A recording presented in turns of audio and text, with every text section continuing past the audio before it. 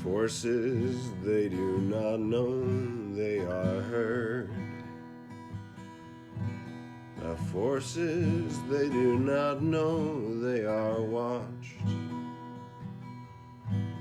All the lonesome cry of forgotten beasts will save us all or be a feast for winter.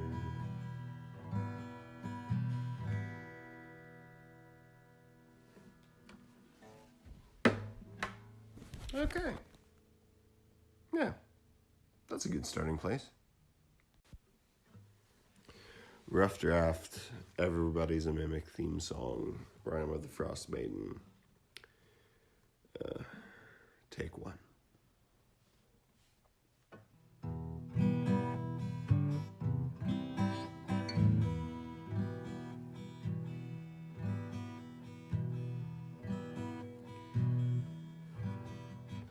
You wouldn't forget.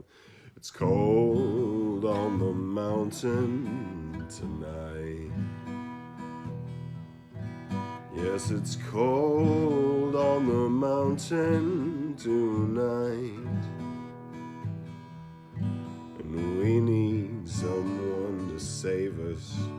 We need someone who's ready for a fight.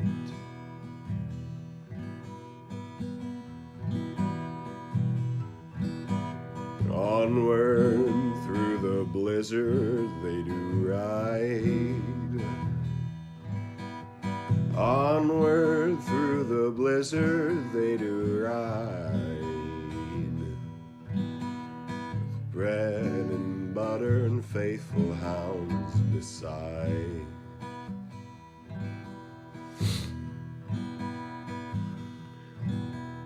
The faithful folks of 10 towns they defend, and the rotten folks of 10 towns they offend.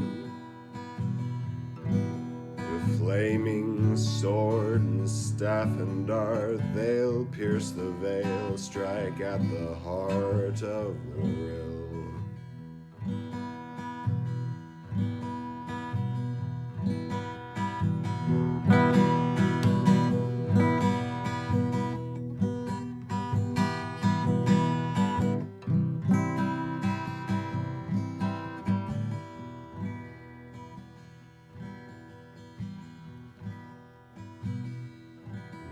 Forces they do not know they are heard.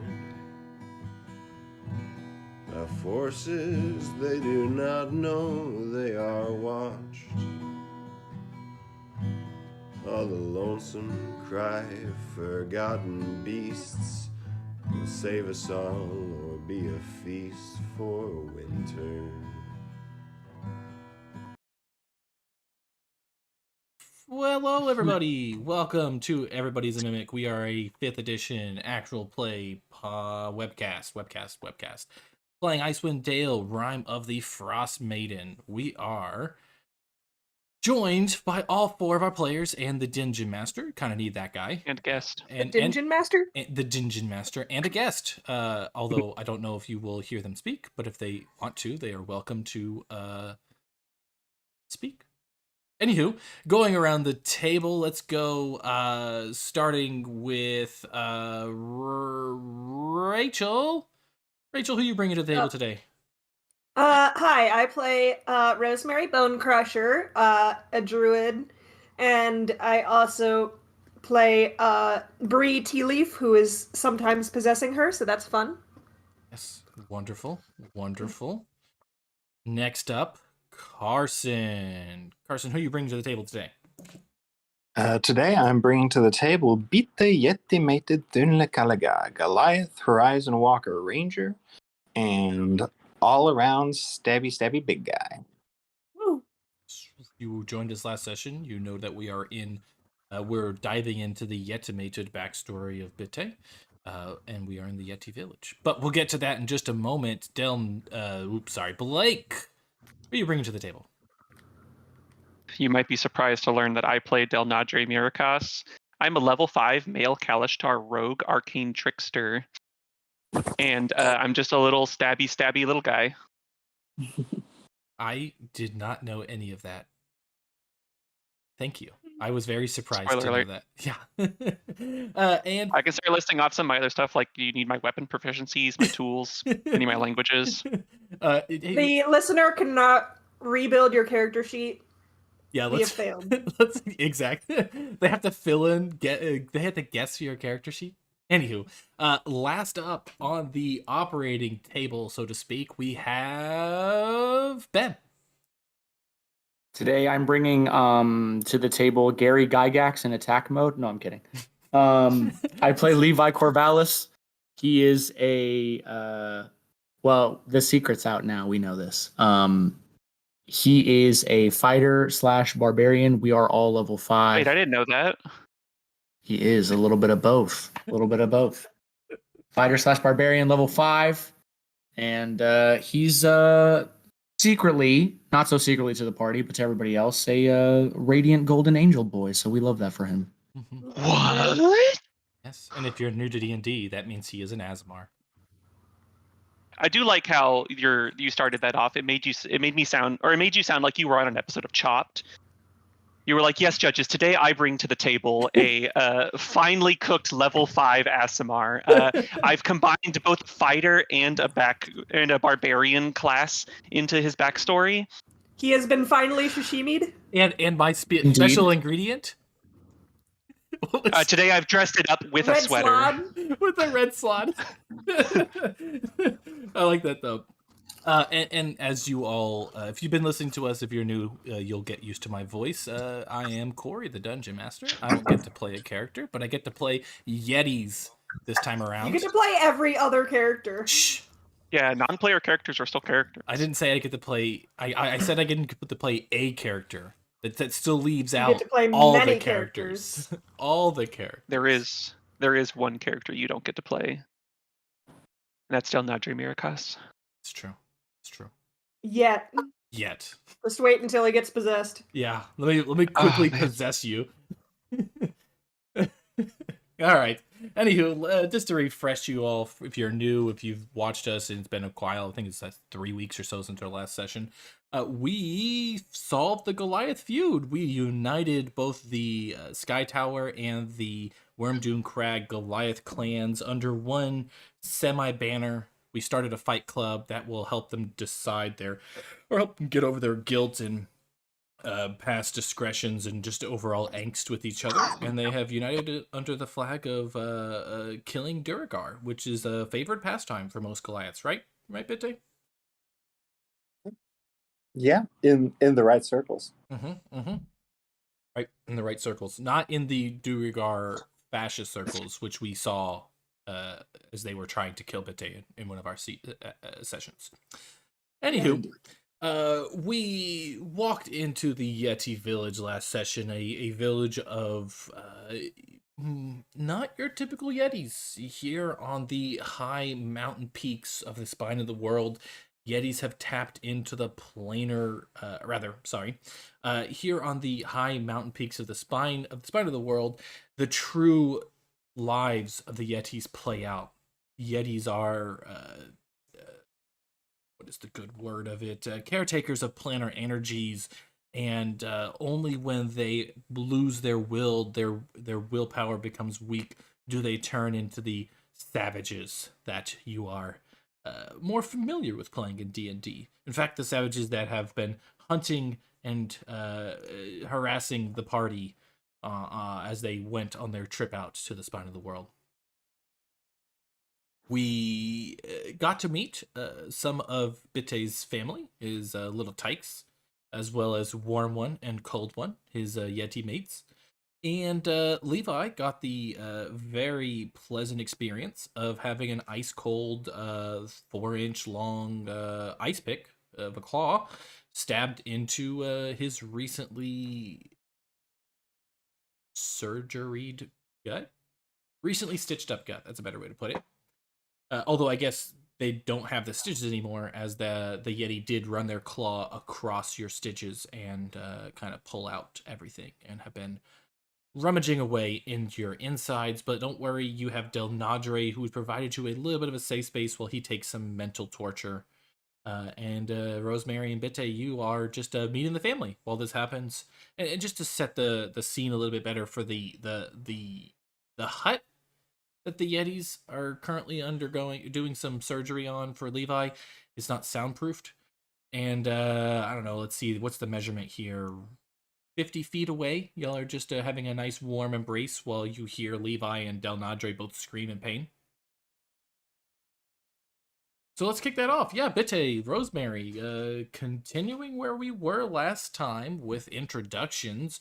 Rosemary, I believe you had just gotten tackled by all 4 of the Yeti tykes, and Bitte, just so we can kind of bring it all back up, back into it, why don't you go ahead and tell us the names as you're introducing them to Rosemary?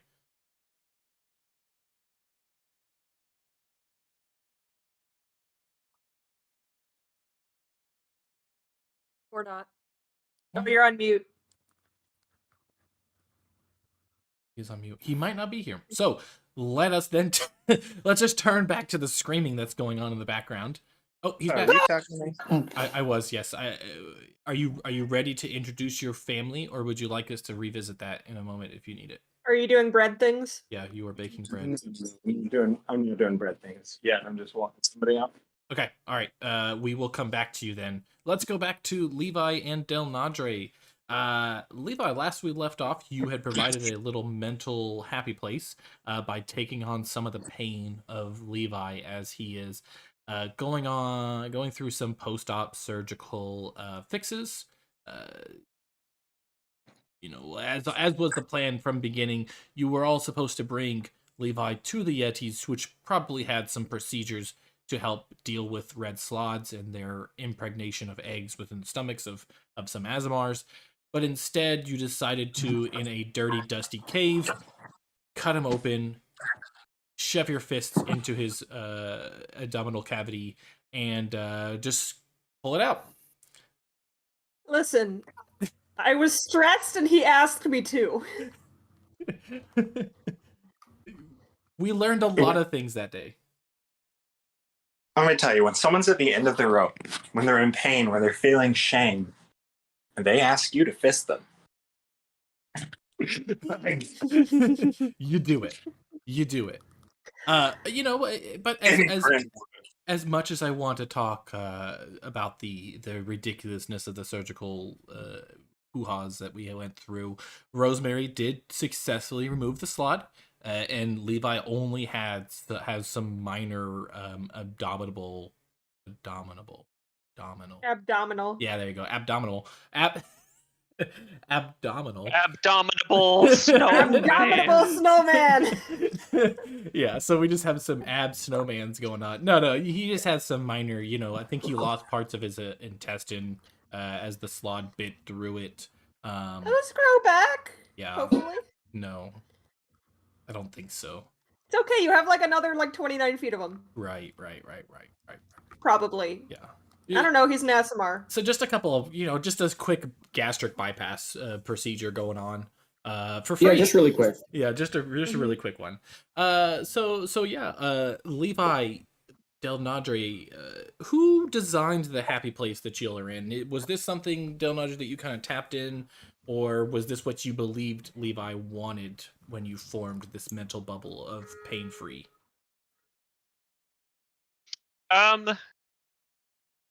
It's probably, I would feel like it's not even the thing Del consciously was trying to control. And so it's probably a weird mishmash of both of their happy places. Okay. I love it. All right. So, Levi, we'll let you start. What does the left half of this room look like? We'll just imagine you're in a little box, 20 foot by 20 foot. Half of it, not a clean cut, but a jagged little thing going down the middle.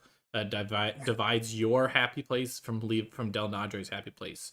And just to better set the scene, Delnadre's in his happy place as well, screaming.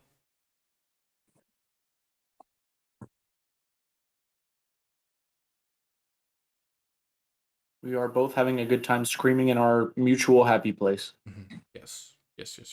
So what does your happy place look like, Levi? So I'm not there with Delnadre. I'm in there like on my own. No, you are. You're in a 20-foot by 20-foot room. Half of it is yours, and he's on the other half, and you can see him. And we'll get to his half cool. when we get to his half. When we get to him. Yeah, I think Levi's half is like a rocky shore, if that makes sense. Like, not a sand beach, but a stone beach. Okay. And Nice. he is like sitting on it with like the waves lapping up to his like upper thighs. Nice. But he is screaming. He's not like it's good, but not good. You know. So you're also screaming. Okay. Was the rocky shore lapping up on the side that is facing Delnadre, or the other side, which is facing like the wall? I don't think he. I think he has his back to Delnadre. Okay, got it. Nice. So you kind of have like almost like a Truman Show kind of thing going on, where you can't go out, but there's definitely some waves coming in from nowhere right behind you. Let's say give it a couple of feet, and then the rocky shore turns into Delnadre. Del's side of the happy place is an elegant ballroom with ghostly, like stately dancers who are mid-waltz. And right as they turn, the whole thing becomes a simple shop front. Just looks like you're in some kind of like general goods store with a man stocking items behind the cabinet, behind the counter. And as he begins to turn towards the camera, the whole thing slowly flows into a tavern where people are sitting and playing cards, and it just sort of continues to cycle like that through several different scenes. Love it. I love it. So this is your mental happy place. Is there anyone or anything there with you? Carefully, if anyone were to pay attention, and probably the audience can see, all of the people who were in the various settings, or at least, like in the ones where there's big crowds, it's a couple of, there's always several of the same individuals. Mm-hmm. Like you see, like the shop front guy, the guy who's turning towards you can see as a human male who previously you saw taking a turn with one of the girls on the dance floor. At the tavern, you can see there's like a tiefling guy in the back. There's an elf who, again, you saw the two of them also dancing. There's like 4 key people who continue to show up in every scene. Okay. At least one of. Mm-hmm. Nice. And that's what just moves through. I love this framing. So Delnadre, where are you in this scene? Delnadre is pretty much just right on the edge. Not even aware of what's going on behind him at this point. Just watching Levi and trying to reach for him. Nice, but you cannot. And screaming. Yes, and screaming. Just there's a lot of pain. So Delnadre's screaming, but you're unable to step into his happy place. It would cause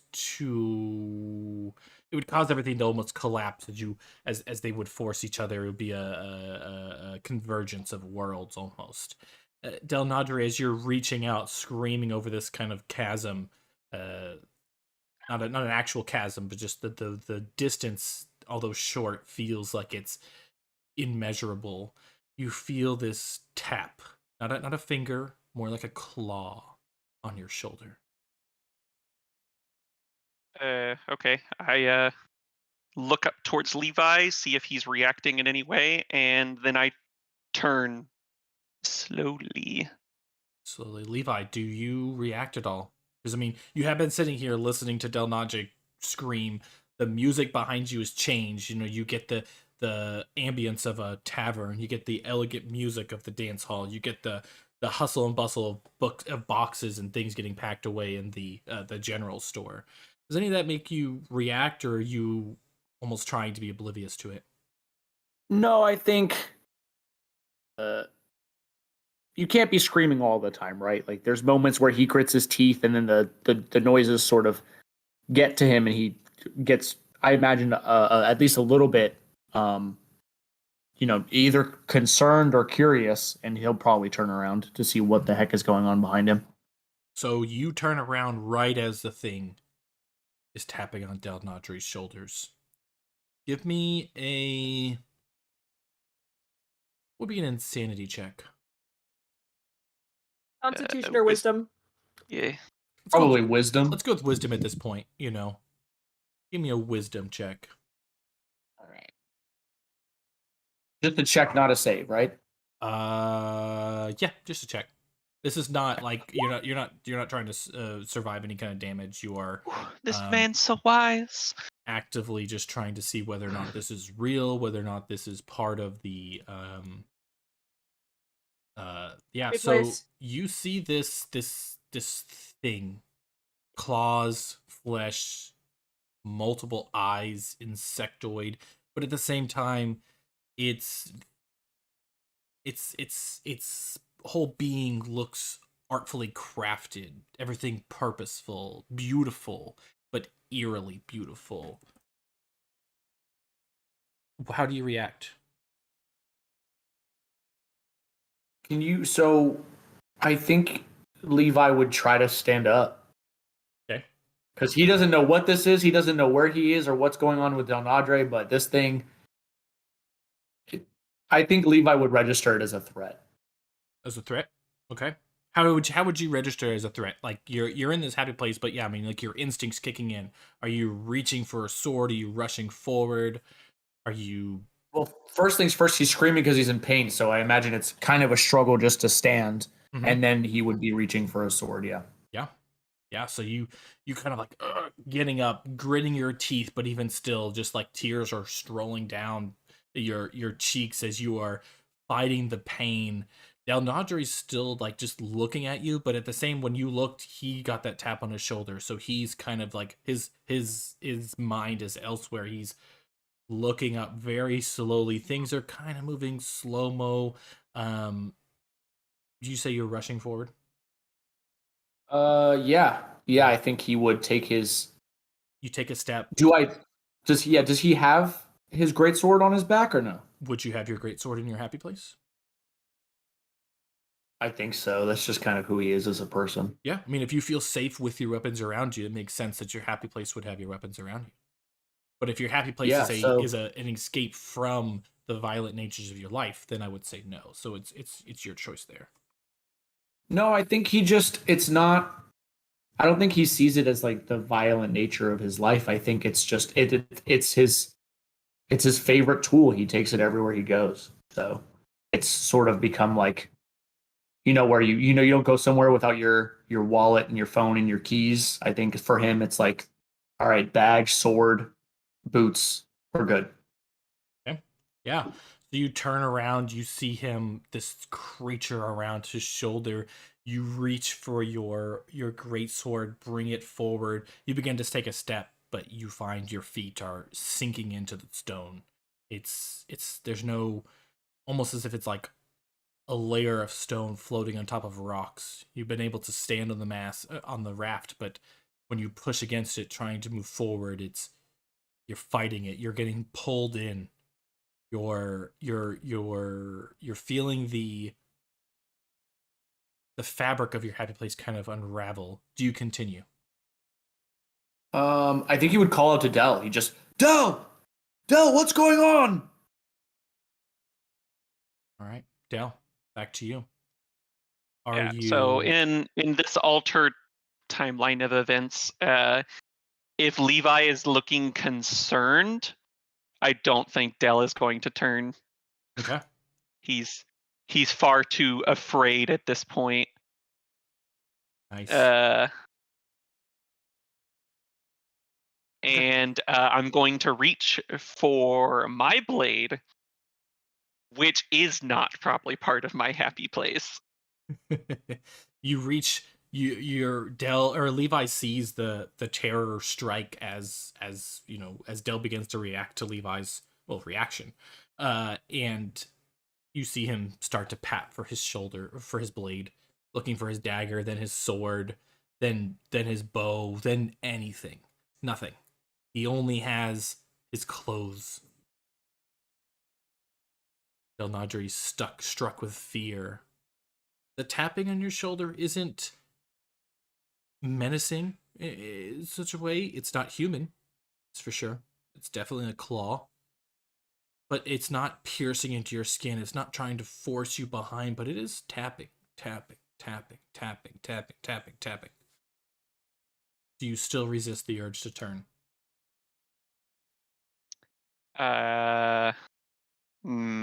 Probably not. I need to know. Okay. You turn. Slowly but surely you are led face to face with this thing. But when your eyes lay upon it, it doesn't look evil. You don't feel fear when you first see it. You see it has hands, but it wasn't tapping with them. It doesn't necessarily have a body. It has shape, but it's very misty, almost as if it's a creature not of any world. Even in this land of imagination that you find yourself in this happy place, it still seems like it's trying to form itself. And it's huge, hulking. And it looks at you, and Levi, you can't hear this, but in Delnadre, in your mind's ears, you hear that friendly voice, that thing that has been there in your dreams, that has been there just beyond your consciousness, that thing that is kind of attached to your ancestry. You recognize it instantly, although you don't really quite know the word for it. The quarry. Jeez. It looks at you, it stares, piercing at you. It opens up its mouth, but no words come out. Only a light shining brighter and brighter and brighter until it shatters your happy place. Now, Levi, or Delnadre rather, you have the moment now.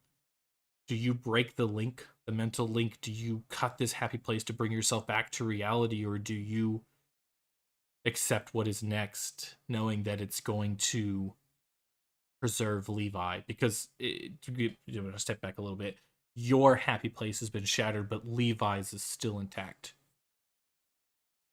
Okay. So yeah, do proceed, because if I know it's going to keep Levi's help going, then for sure that.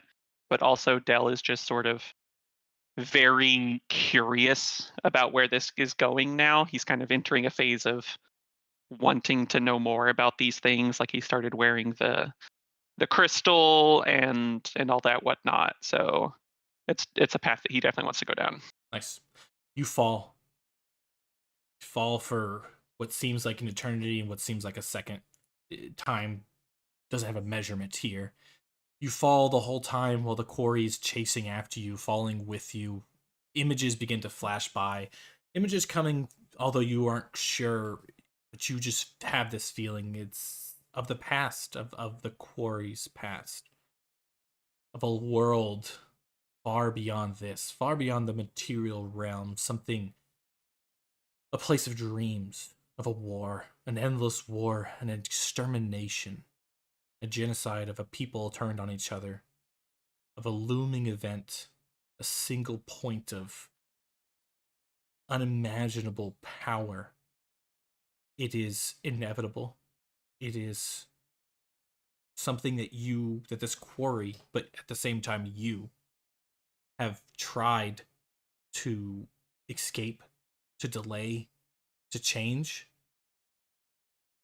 but you've only succeeded in delaying. You are the last. It is only you. Your friends, your family, your children, your ancestors. They have all died. They have all been consumed by this single point. You fall further until you hit something you don't know. It's black. The only thing that stands before you is the quarry. It reaches out. Its claw, this big appendage coming off of its shoulder, you now see touches your chest. You can feel it in your physical body as your gem begins to shine a bit more brightly. Live. Live, it says. Does Delnadre have any questions, comments? Do you shout out? What do you do during this? I'll go for the old standby. What the fuck is happening? Something, child, that we never have wanted to wish upon your race, upon your people. We were selfish, those of us who fled. We wanted a place to escape. We found you and your ancestors. They were willing, yes. You accepted us, yes. But we never told you the truth. The war. The pain it would bring upon your people. You were the last one, Delnadre. And everything falls upon you now. What am I supposed to do? Survive. Live. Hope that you can stop this. Images of the war, of the single point of energy, of the large orange creature looming above it, flash in front of you. And if not, pass it on. Have children. Have many children. Do whatever you can. For when you die, when nobody is there to accept me and my spirit, it all ends.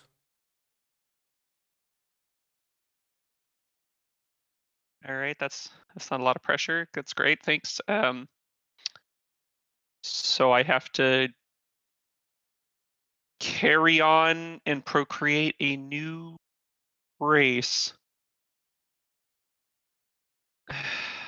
Excellent. Why me? Fate, happenstance, sheer bad luck.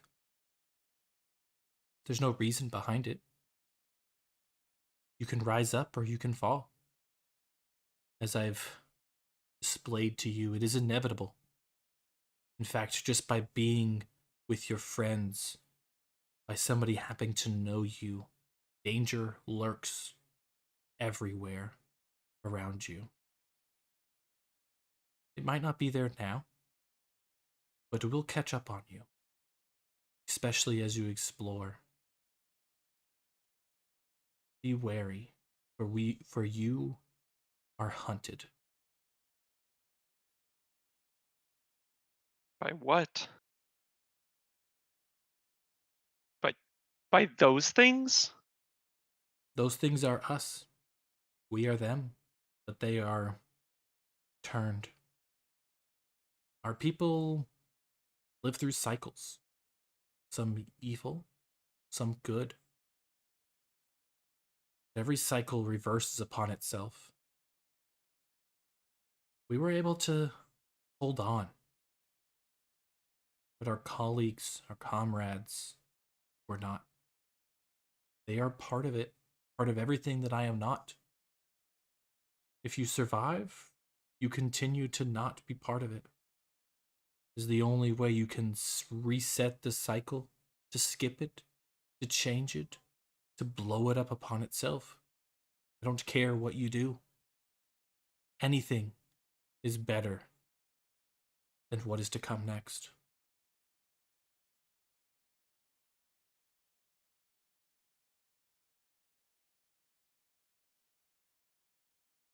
I will try. You have nothing else to do but try. If you fail, you will die.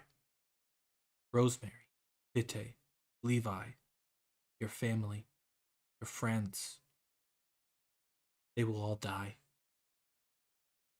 The world will be robbed of something that is so unimaginably important, but at the same time, something that everyone takes for granted.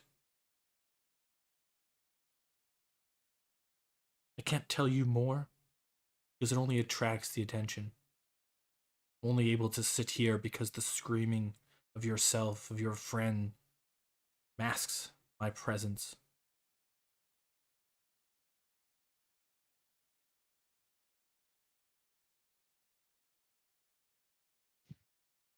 All right.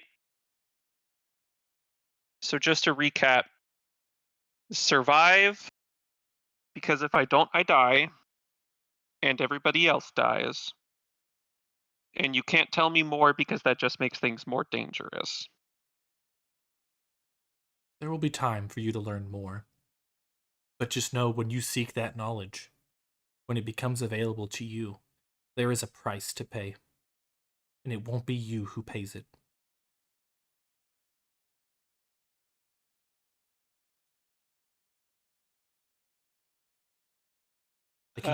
Del's just going to silently process that. I can give you no more.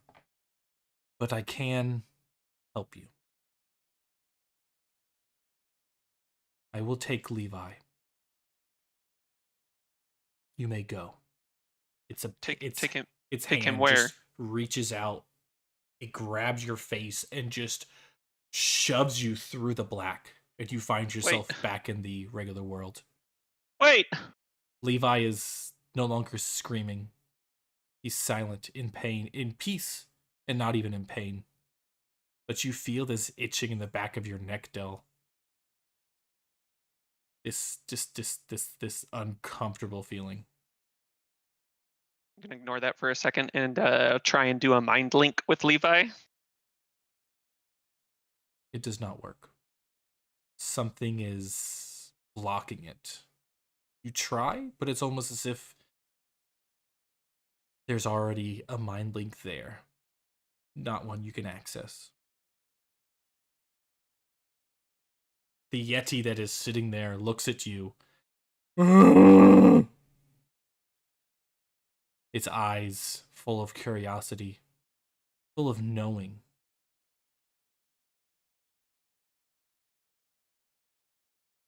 I'm gonna try to make a mind link with the Yeti.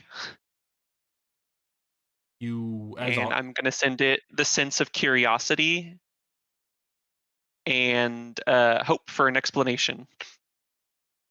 You feel the sense of a world expanded, something beyond what the current world. Planes, whether it's planes, whether it's consciousness, whether it's the ethereal realm, the astral realm, the whatever, it's describing you to of this world exploded, expanded far beyond the reach of what you currently are. You get the sense of fear, not for itself, but for you. Care. It fears and cares for what is to come. And everything is in the future sense.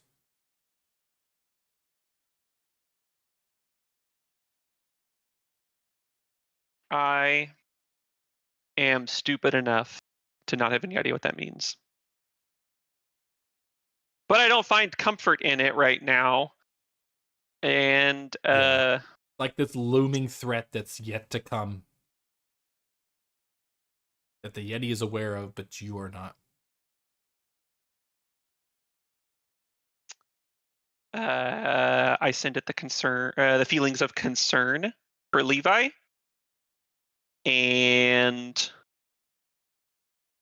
I don't know how I would articulate, but like, is there anything I can do? You get the feeling of no.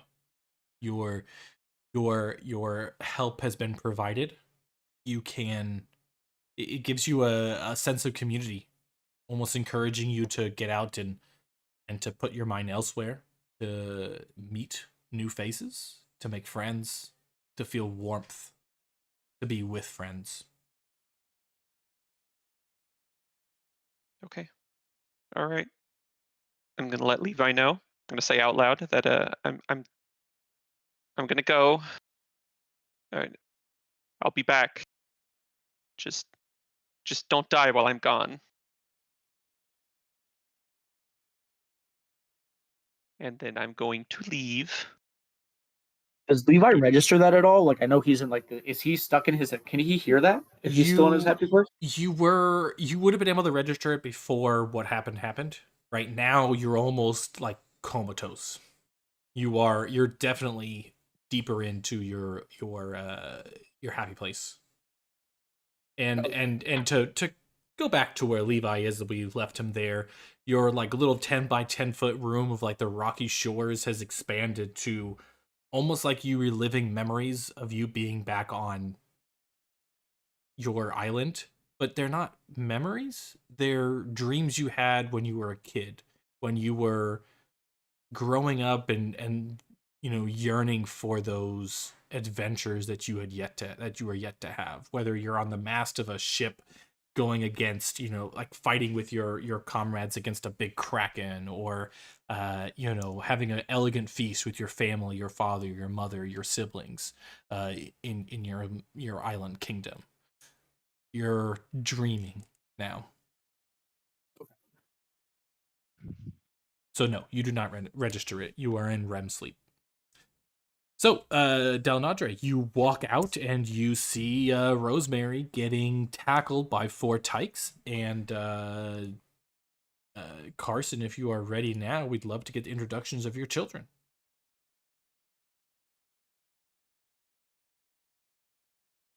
But we will start with Rachel, or rather Rosemary, getting tackled.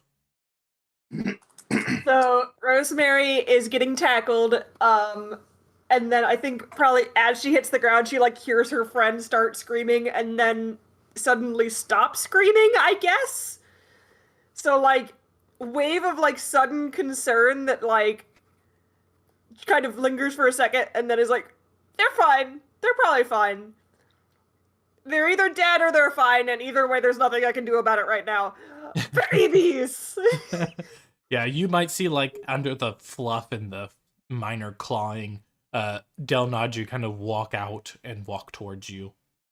Okay, at least Delnadre is alive, so that's like 1 out of 2. That's good enough for right now. Also, I'm meeting my best friend's kids, so I'm just so excited. It's like, oh my goodness, look at you guys!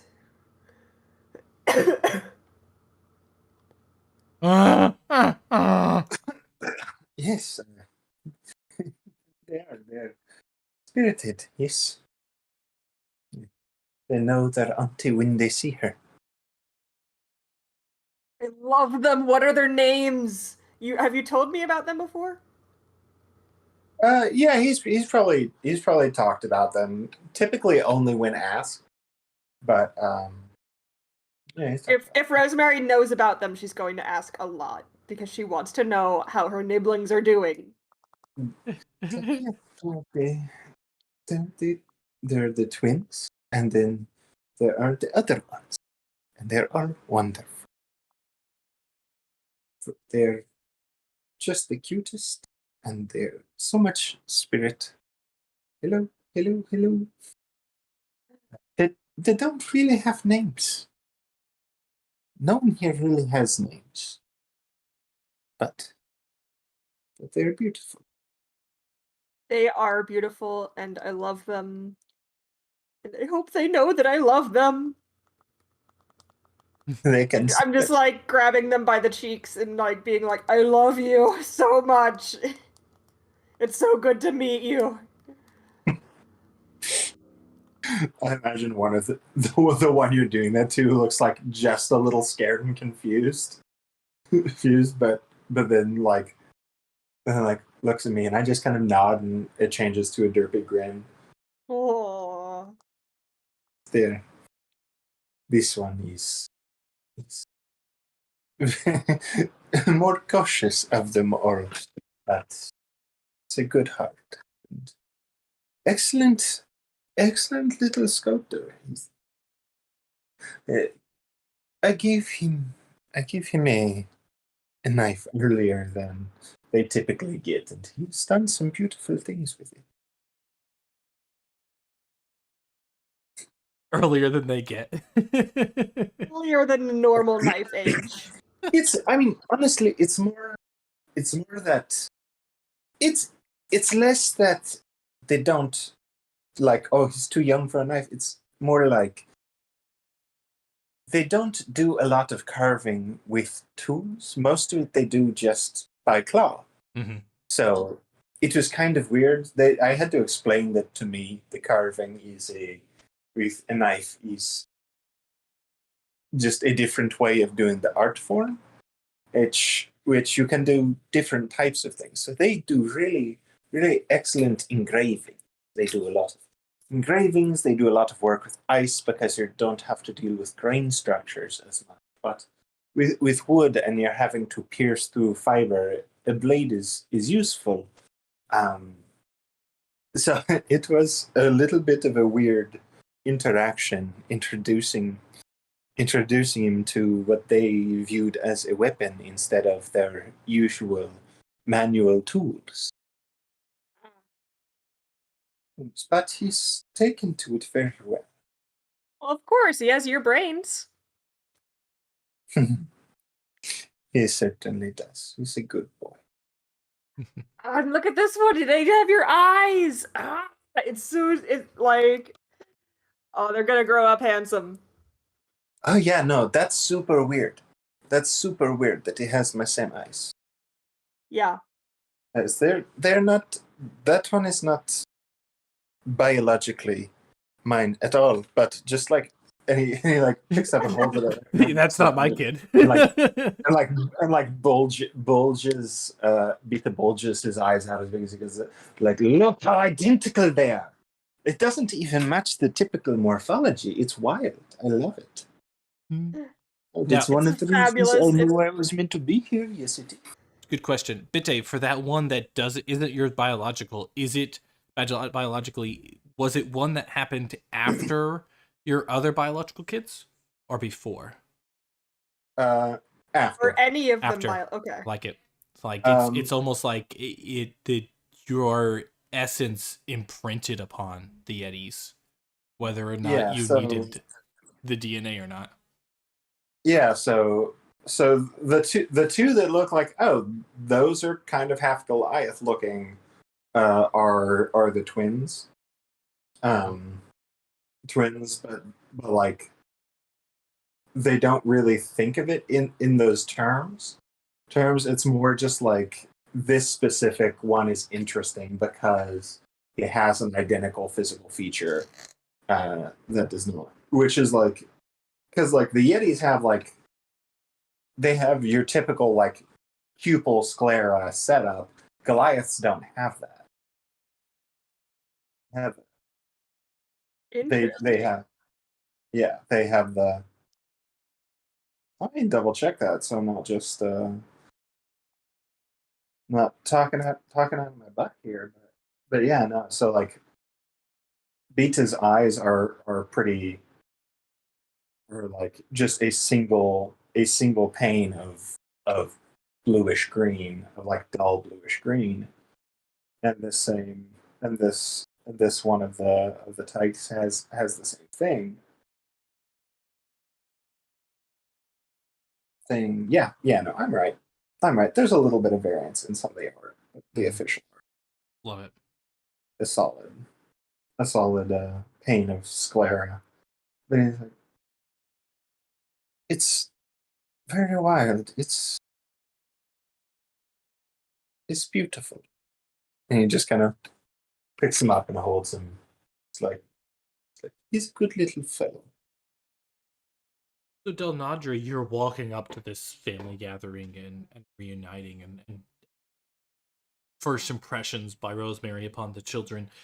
How are you feeling?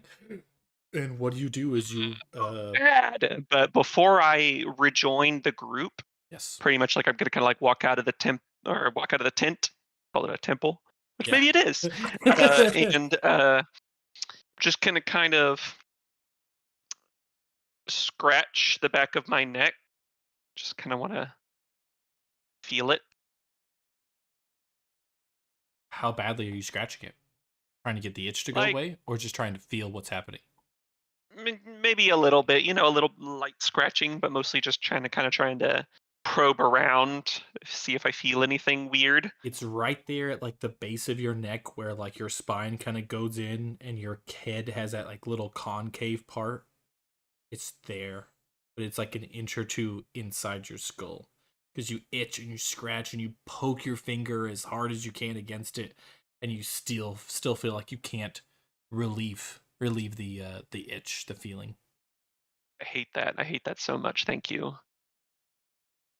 It's at the base of your skull, right up your spine. Yeah. Not a good feeling, I will say. It's not just uncomfortable, it's unnatural. It's not like a I headache you've occasionally had get these before. weird itches on my feet, which feel like that. It's like it's somehow itching under the skin. Yeah. Like you have spiders on the inside of your skin. Like I'm like trying to scratch the exact spot where it is, but it's not doing anything, and I hate you for putting that in my head. Yeah, I recommend hitting.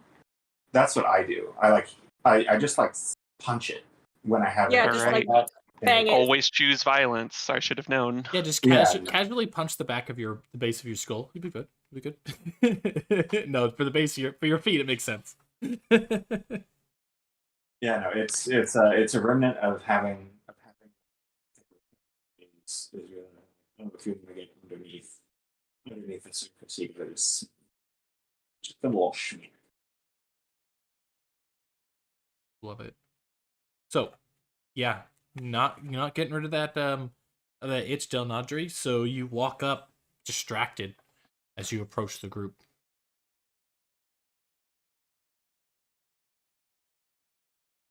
Yep. Gonna just kind of be dealing with that. Half watching children be children and Rosemary be Rosemary. like giving them like noogies and like just like roughhousing rolling around on the ground with them. Also, I look up at Delnadre as he like approaches within like conversation range. I'm like, so you're okay, and he's not dead, right? Oh, no, I don't think so. He's stabilized, but unconscious. Cool. I'm gonna deal with that later. Meet the babies. Yeah, great. There's some things we need to talk about, Oh, but okay. it can it can wait. I hope. And welcome to the next pressing event that is going to drive the adventure towards I'm pretty sure we have enough time, but I don't know how much time we have. But yeah. So now, Bitte, there has been one child that has not joined, the one that's sitting over there with Warm One, the one we call Sulky One. I'm sure you have a better name for it, or do you not? No. No, he doesn't. He's very much, that is Sulky One. Sulky One looks at Delnadre and kind of just like itches around the whole group, brushes through this little like brush a little bit, gets a bit snowy, and kind of just like sulks up behind you, Delnadre, and it's like scratching in the ground.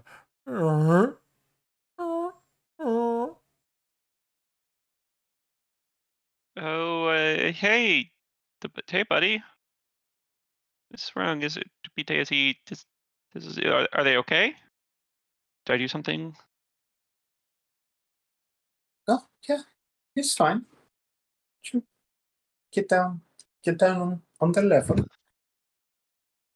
Okay. Gonna fully sit on the ground. It like when you like start to like get down, it like flattens against the ground and looks up at you. And then when you finally get to your sitting position, it slowly gets up and mimics you. It's just sitting there like, hey.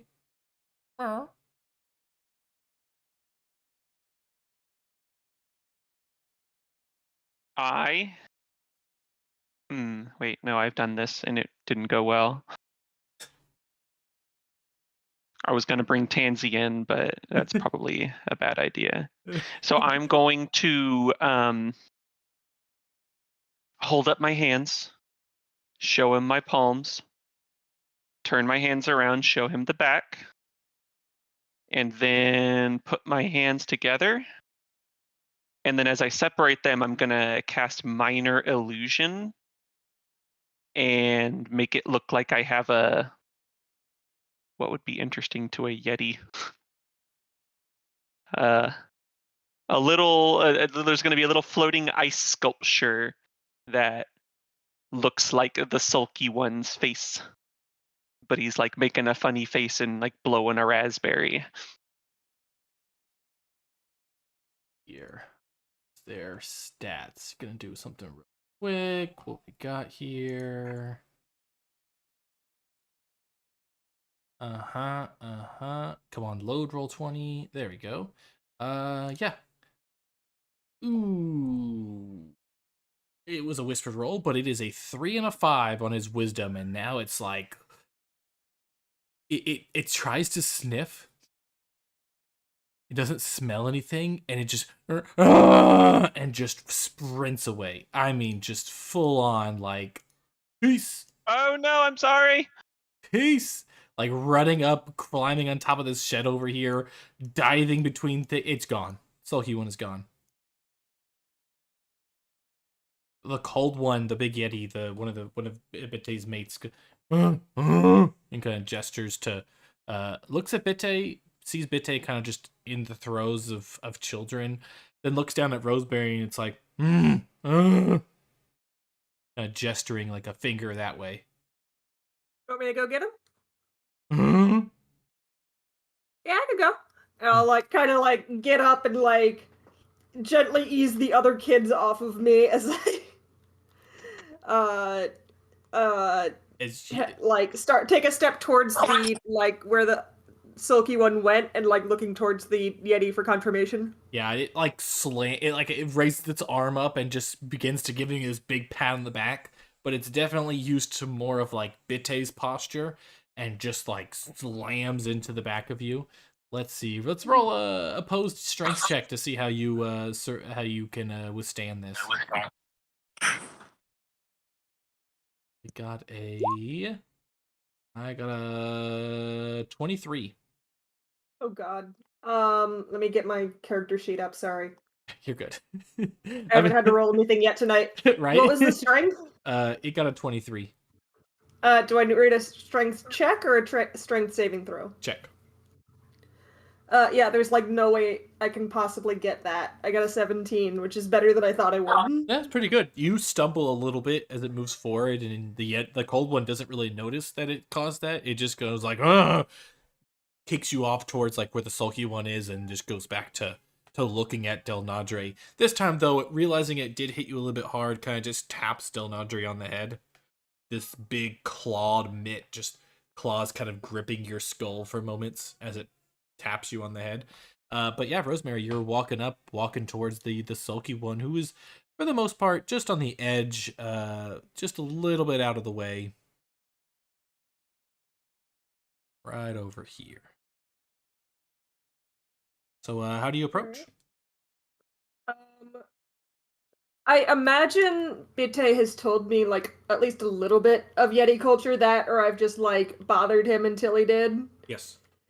And so like I kind of want to like approach non-threateningly, like, hey, I'm a friend, you okay? Maybe pull some like elk jerky out of my bag because at least Bitte likes it, so I'm hoping they will like it. How far off do you pull this elk jerky out of your bag? I imagine I probably like get over like here-ish, and I like give a little bit of space in between us, and then I bring it out and like let him come to me. Good, because if you had done it like on your way there, you would have just been swarmed by yeah, I would have been like Yetis who are like, oh hey, look, snack. Yeah. But yeah, no, it's likely, like Bitte's told you before, they have an absolute love for elk jerky.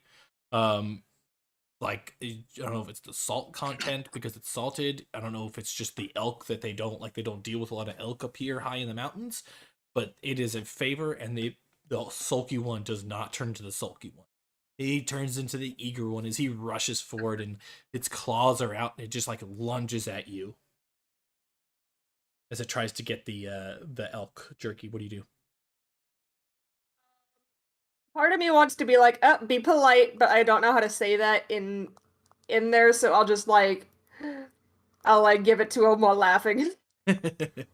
Yeah, that's good choice. If you wanted to be more like be polite, you could like one hand out to catch him and one hand like move the jerky away and be like or no or something. But I do like the idea of just dropping it and be like ha ha ha, because then it's like, oh, you got your dad's wiliness. Yeah, like it's eating the elk jerky, and it just kind of like huddles up against you now, and leans against you, and you get the feeling that it wants to be carried.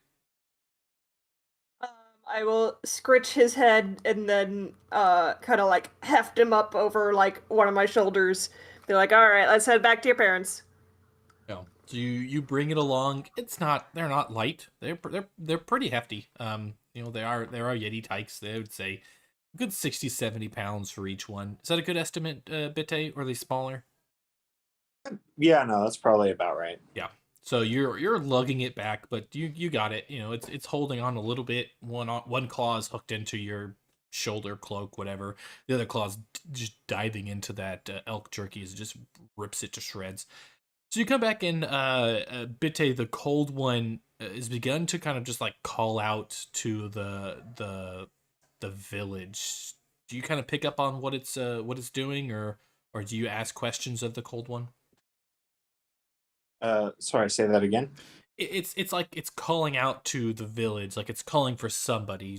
Does Bitte recognize who it's calling for, or are Bitte just kind of like, are you gonna ask like, hey, what's going on? Yeah, he would probably recognize, like, they don't have names, but he would probably have learned fairly quickly like the different calls that they use to hearken other people over, which they might actually just be names, and he's just never made that connection. Yeah, like they are calling out names, but he's like, yeah, that's the sound they use for that one. Yeah. But yeah, so you recognize that the cold one is calling out for one of their like premier scouts, like the Yeti that is very commonly sent out to not deal with planar excursions, but with things from 10 towns, from the Forgotten Realms that are encroaching upon the spine of the world. It's a material realm problem. Something has material realm. Yeah. It's something has happened in the spine of the world, or at least that's what this guy typically, this male Yeti usually deals with. And it's this hulking Yeti. Would you say do they utilize tools, perhaps, or have you taught them any ways to like bring in traps, bringing in other stuff, or is it more magical where they're bringing in planar knowledge to accomplish very similar tasks, like creating an ice trap out of ice, or creating I feel like they would probably have a lot of like very, very simple common like they would probably take care of a lot of shit with prestidigitation and similar type cantrips. Like they probably just have a lot of cantrips. Yeah. That they do a lot of stuff with. So like a big version of like their traps is probably like, okay, you dig a hole and then you like shape water a bunch of snow into it, turn the snow into water, and then freeze like the top layer and drop like a stone that you whisper something into, and then when like a big game comes across it, it like a foot like hoof like punches down through the top film of ice, and then the whole thing freezes, and suddenly that thing is has like a 80-pound block of ice anchoring it into the ground. Like that's probably their version of what they have instead of like steel traps. Right. Yeah. So like they're definitely using more planar knowledge, planar power, magic in general but I would say they've been shaped by your experiences. Like you show them some ways and they're like, oh yeah, we can do this. And they do it all magic without you having to like actually build a trap and use wood and use a shovel or something, etc. Okay. So like instead of like carving stuff, they just like druid craft, like, oh, this is a small stick and now it's in the shape I need it.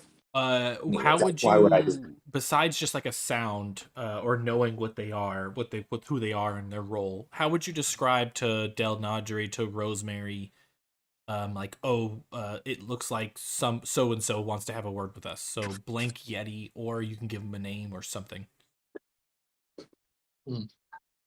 like Tracker Yeti or Hunter Yeti or Outsider Yeti. I'm gonna probably be like, this is.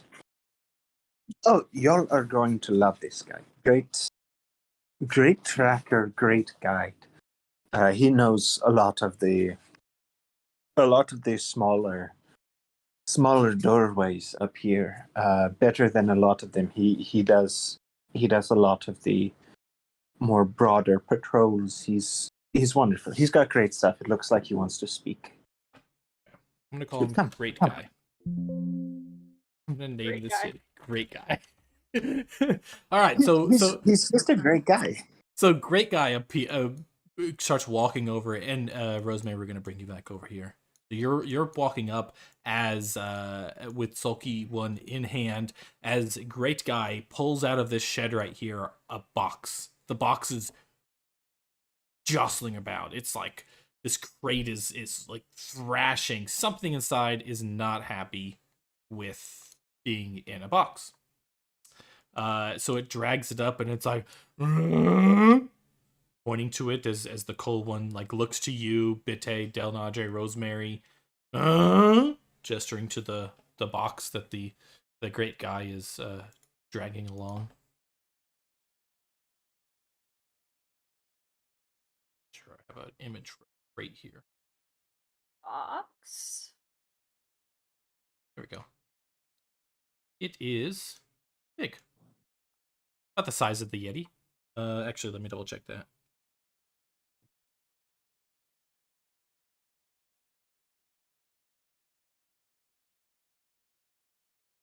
Damn you. So, yeah. Anyways, So it drags it up and just kind of like flings the box towards you guys and it's like, ugh!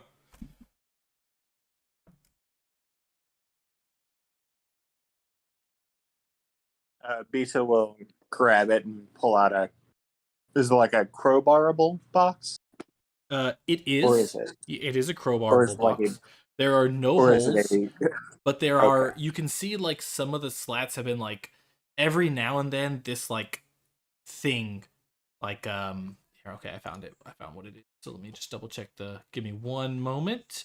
I gotta double check the size of these things so I can double adjust this box size.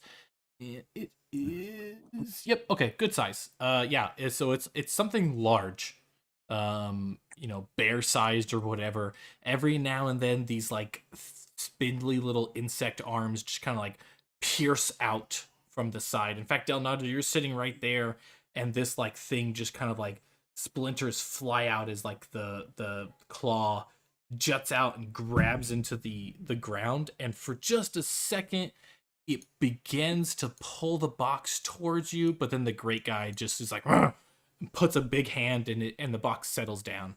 Just like this massive slap on the top of the box, and it settles down. Nope. Do not like that. Nope.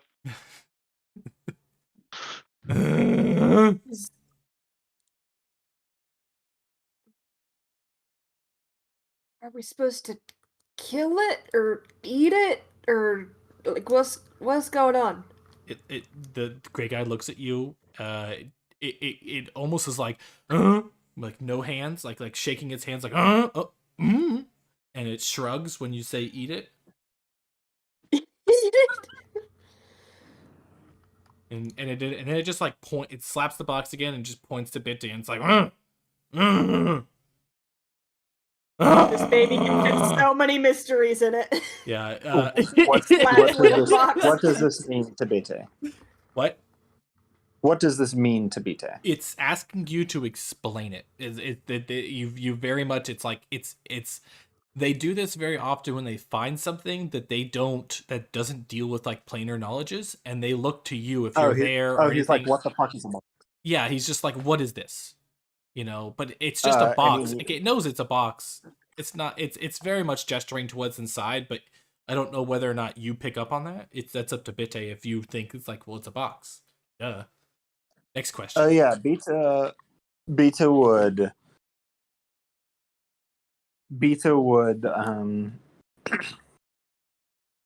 take a fist and take his other hand and do like if he were trying to like mold a globe with the other hand.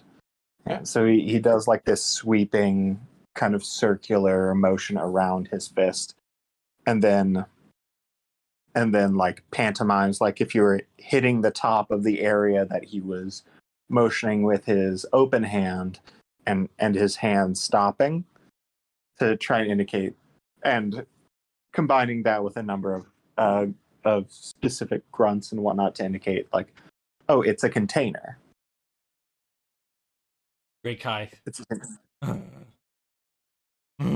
And he just like, and this is an opportunity if anybody wants to react, he just like grabs like the top corner and begins to pull it back.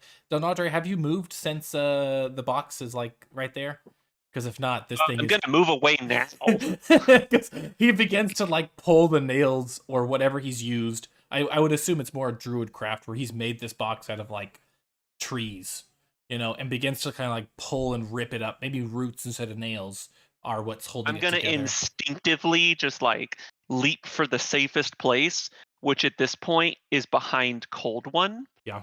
And I'm just gonna kind of like be cowering behind Cold One with my rapier drawn, just like shakily pointing it at the box.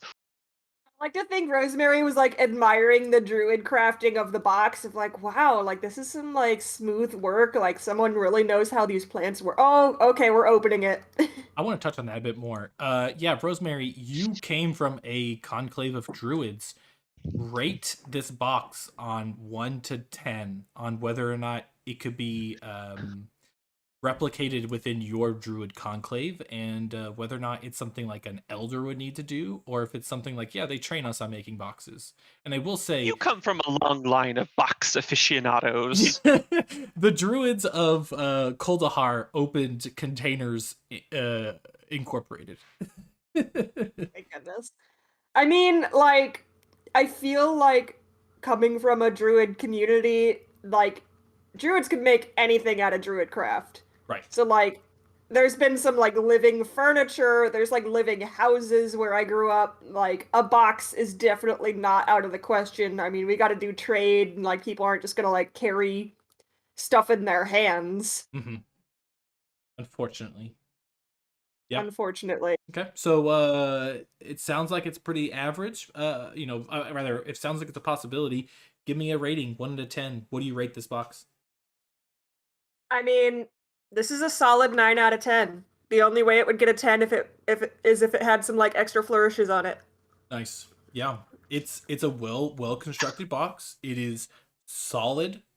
And I'll even go a step further and it's living. It's definitely a living box. The hole that the creature poked out has, when it brought its claw back in, the wood began to reform into a solid box. Even as it's pulling up the edge, the roots themselves are trying to reach back out and stop what is happening, because they're like, you formed me to be a box. My whole world is, my purpose in life is being a box. So yeah. Hey buddy, I'm boxing here. Yeah. All right, so we got Delnadre and the Cold One reenacting classic early Marvel movie posters where you have the man, the Cold One, and the female lead, whoever it is, whether it's Pepper Potts or whether it's Jane Foster, hugging on the superhero. The tits and ass pose. Well, like Yeah, like the spine turned to an uncomfortable angle, so you get both front and back. God, it reminds me almost of Black Dynamite. Where it's God, and also if you all have not, sidebar here, if you have not seen Black Dynamite, please go see Black Dynamite. I'm trying to think of that one scene where it's the president's wife and the other woman who's just like hugging on his leg. Anywho, but yeah, like you get what I'm saying. You get a good job there. A visual. Is that Nancy Reagan? Nancy Reagan? Is it? Okay. Who was the president? It was either Nancy I found Reagan. it. Okay, I don't know if this will pop up on stream. Can I post it here? Can I paste it? No? Maybe so. Paste. Go. Nope. It won't. All right, it is a Discord only. I'm sorry. I'm sorry, viewers. You can't see what we are posting. But if you look on Discord, you can see what I was trying to reference. It's not the best reference now that I think about it and look at it, but it's still a great movie. I'm happy to have taken the sidebar to plug Black Dynamite. So the cold one kind of reacts to Delnadre's reacting, but at the same time looks down and is like, huh? Bitte, how do you react as the thing begins to like pull it open? Beta like cranes in to see what's inside. Yeah. And what pops out is this. Oops. That's the wrong one. This thing. Ah. This thing. Ah. Its head just sticks out and it's like, but it doesn't exit the box because it looks out, it sees the cold one, it sees all the tykes, it sees Bitte with its whatever. I'm sure Bitte, you still have your javelins on your back, and it's like, oh yeah, okay. Although everyone roll me perception. What do you see? What does your character notice first? And Delnadre, if you want to, you can accept a disadvantage because you are definitely fearful here. But you also are very seeing. Nah, my perception is terrible. Sightful. Disadvantage would go. Yeah, it's not even bad. Not even bad. You beat Rachel. You beat Rosemary. And Bitte?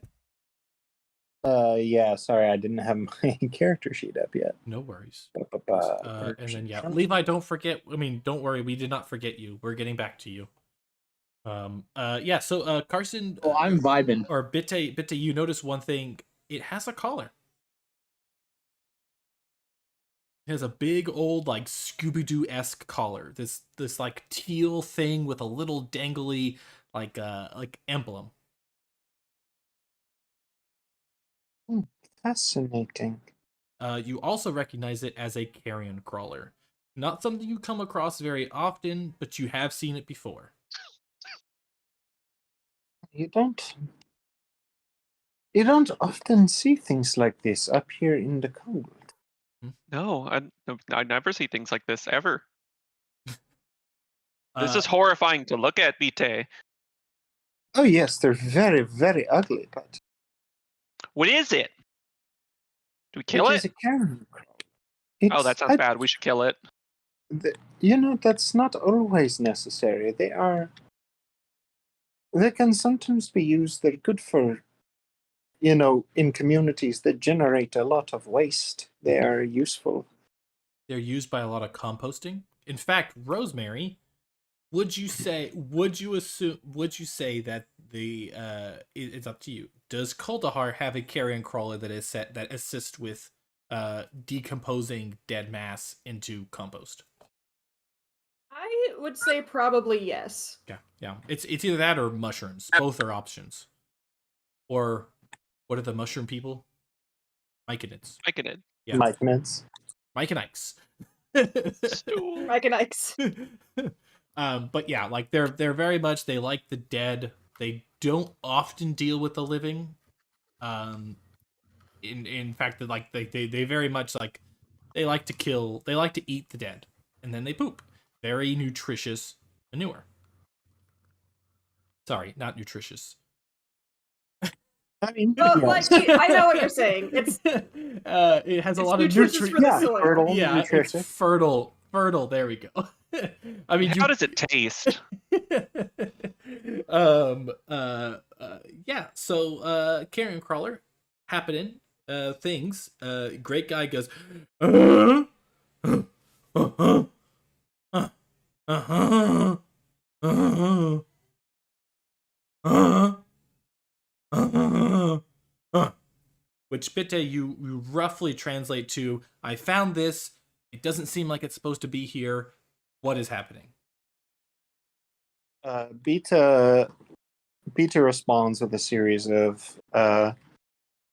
of motions and sounds that mean scavenger.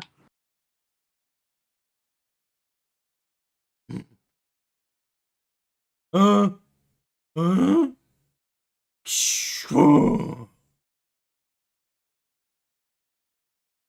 And then he'll also like add like um trained or skilled to it and reach down slowly to the carrion crawler and kind of jingle the tag on its collar. It. Ooh.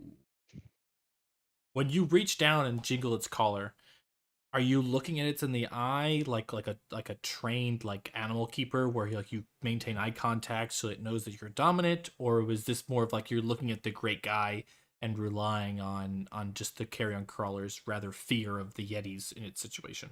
I mean, he would recognize like it's an animal that's domesticated, but it's an animal that's domesticated and not his. So he would understand, okay, animal safety and animal comfort first. Mm-hmm. Have an eye out for like, okay, does it look like when I reach in, does it look uncomfortable, defensive? I mean, it's been in a fucking box for a while.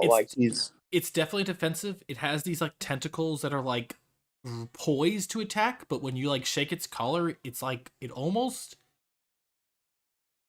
wiggles its tail.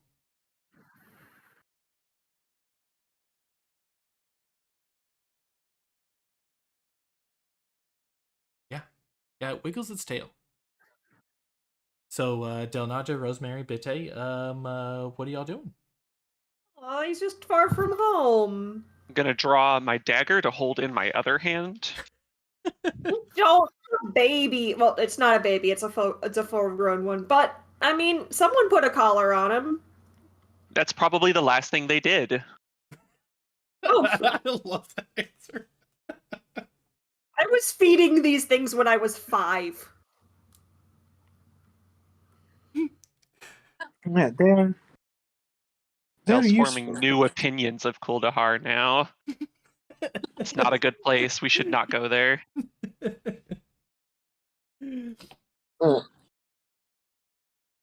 Yeah, and Beta would turn to Great Guy and do the motions he's found to convey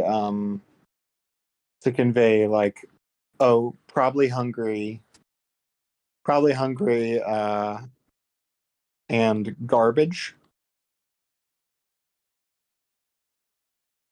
So it's gonna have a bit of a misconception there when you say garbage, and the great guy's gonna just like gesture, like almost like throwing it over its shoulder, like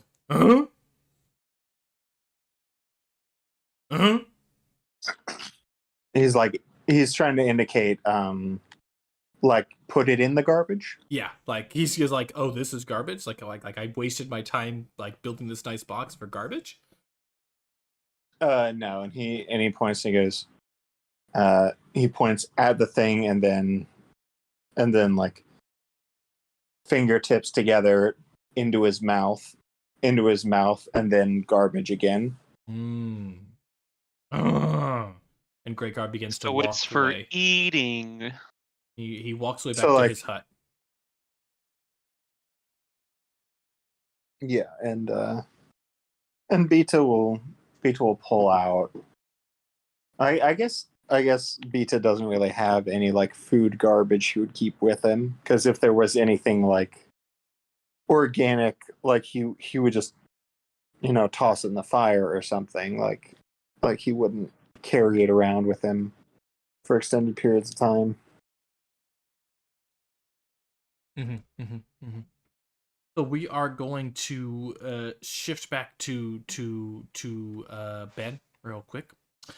Levi, you at the very end, the Yeti itself is beginning to complete its.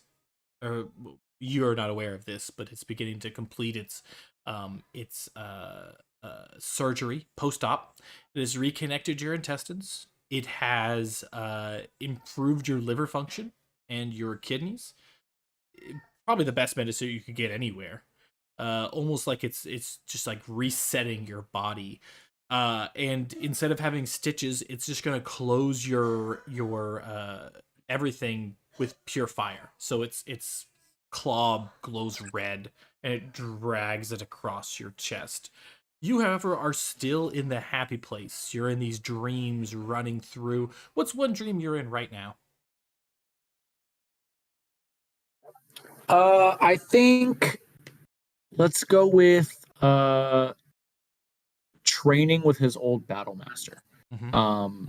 The battle master was he trained him from a young age, taught him everything he knows about the sword, and a variety of other weapons. Actually, I think it's the memory of him, of his trainer gifting him the sword that he now carries. Yep, I like that. So, like, is this dream more of a you've overcome your master, you've taken everything he's learned, and you've grown beyond his training, or is this early on training where he's overpowering you and teaching you skills through pain? I think it's somewhere in the middle. Okay. Like he's mastered several of the beginner weapons, and now he's moving on to the more difficult weapons. And in doing so, he's gained a lot of muscle. He's grown a lot through his teenage years. And so now his master is gifting him this massive great sword that he can finally wield. Yeah. So he's like, the master is outstretching this great sword, and do you reach out for it? Do you thank him first? Do you look at it and just in awe? I think he studies it in awe, and he looks at the detail and the etching on the hilt and on the pommel and the cross guard. He looks at the fine metal that the blade of the sword is made out of. There's not an etch. There's not a dull edge or any sort of mark on the sword. And he smiles as he reaches out to accept it. Yeah. Is your battle master a male, female? He is a male, but one of his other teachers is one of his archery teachers a female. Okay. So the battle master, like, he takes the hesitancy, your time you took admiring it. He's like, "Oh, would you like to see it in action?" And he begins to just like he like, instead of handing it out, he grabs the hilt and raises it up high and swings it down. Levi, you have to dive out of the way because you didn't have a weapon handy. But do you grab something? Do you kind of just look in shock? What's happening here? I think actually, instead of diving out of the way, it's one of those like test your metal, and this is something that his master has done consistently, and he just stands there and does his best not to flinch, knowing that his master will halt the blade just half an inch from his neck. He doesn't. He turns the blade flat and smacks you head, like forcing your neck down onto the ground. "Weak," he says. "Stand. Fight." Levi looks up. He says, "I thought you've tested me so many times." "You are not ready for this." He swings down, a great sword high above, arcing down. It comes again, this time not flat.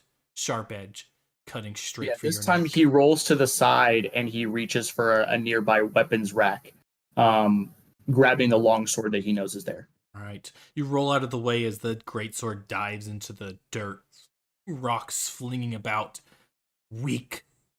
You run from danger as it drags and kicks up a big, like, just this handful almost of dirt just sprays into you.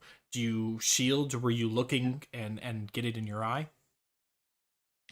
I think he does his best to put his hand in front of it without taking his eye off of the wrists of his master. So not looking directly at where the dirt spray is coming from, but keeping an eye on his master's wrists. Right, you're able to keep an eye on the sword enough just to be able to almost barely block the next attack.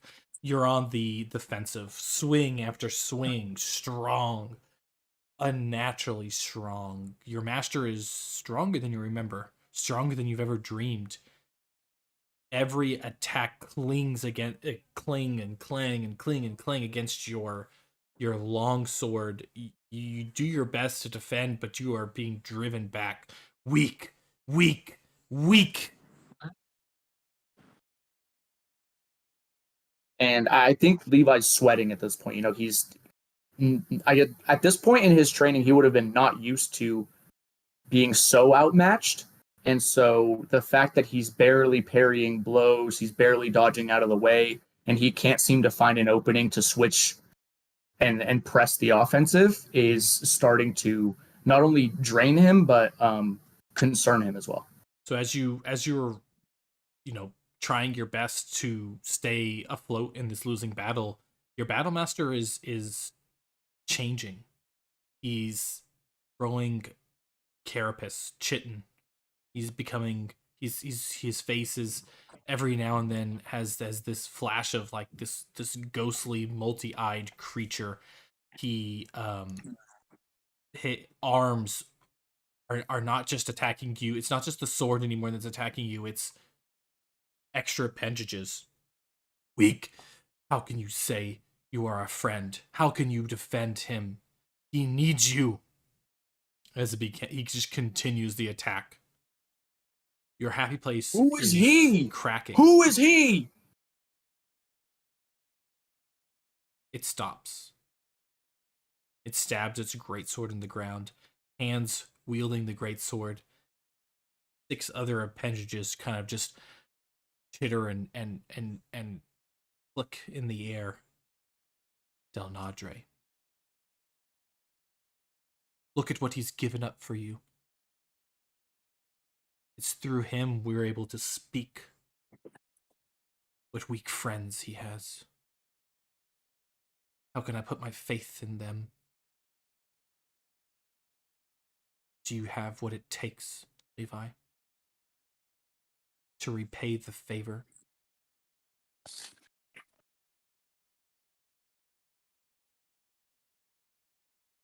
And Levi just looks and he says, I know not who you are, or what your purpose is for this conversation, but weak I am not. Delnadre is a friend I would protect with my life. You find yourself invigorated. You stand up. Long sword in hand. You begin to press the attack, and the Battlemaster is now on the defensive. Parrying your blows, having to bring its extra appendages to block ones its greatsword could not. You find yourself, as I said, reinvigorated. How do you continue? I think he presses on, increasing the speed, increasing the sharpness, and the sort of increasing the amount of feints and flicks of the wrist that he does into trying to find that opening to press his advantage. You do? Yes, look at this flick of the wrist.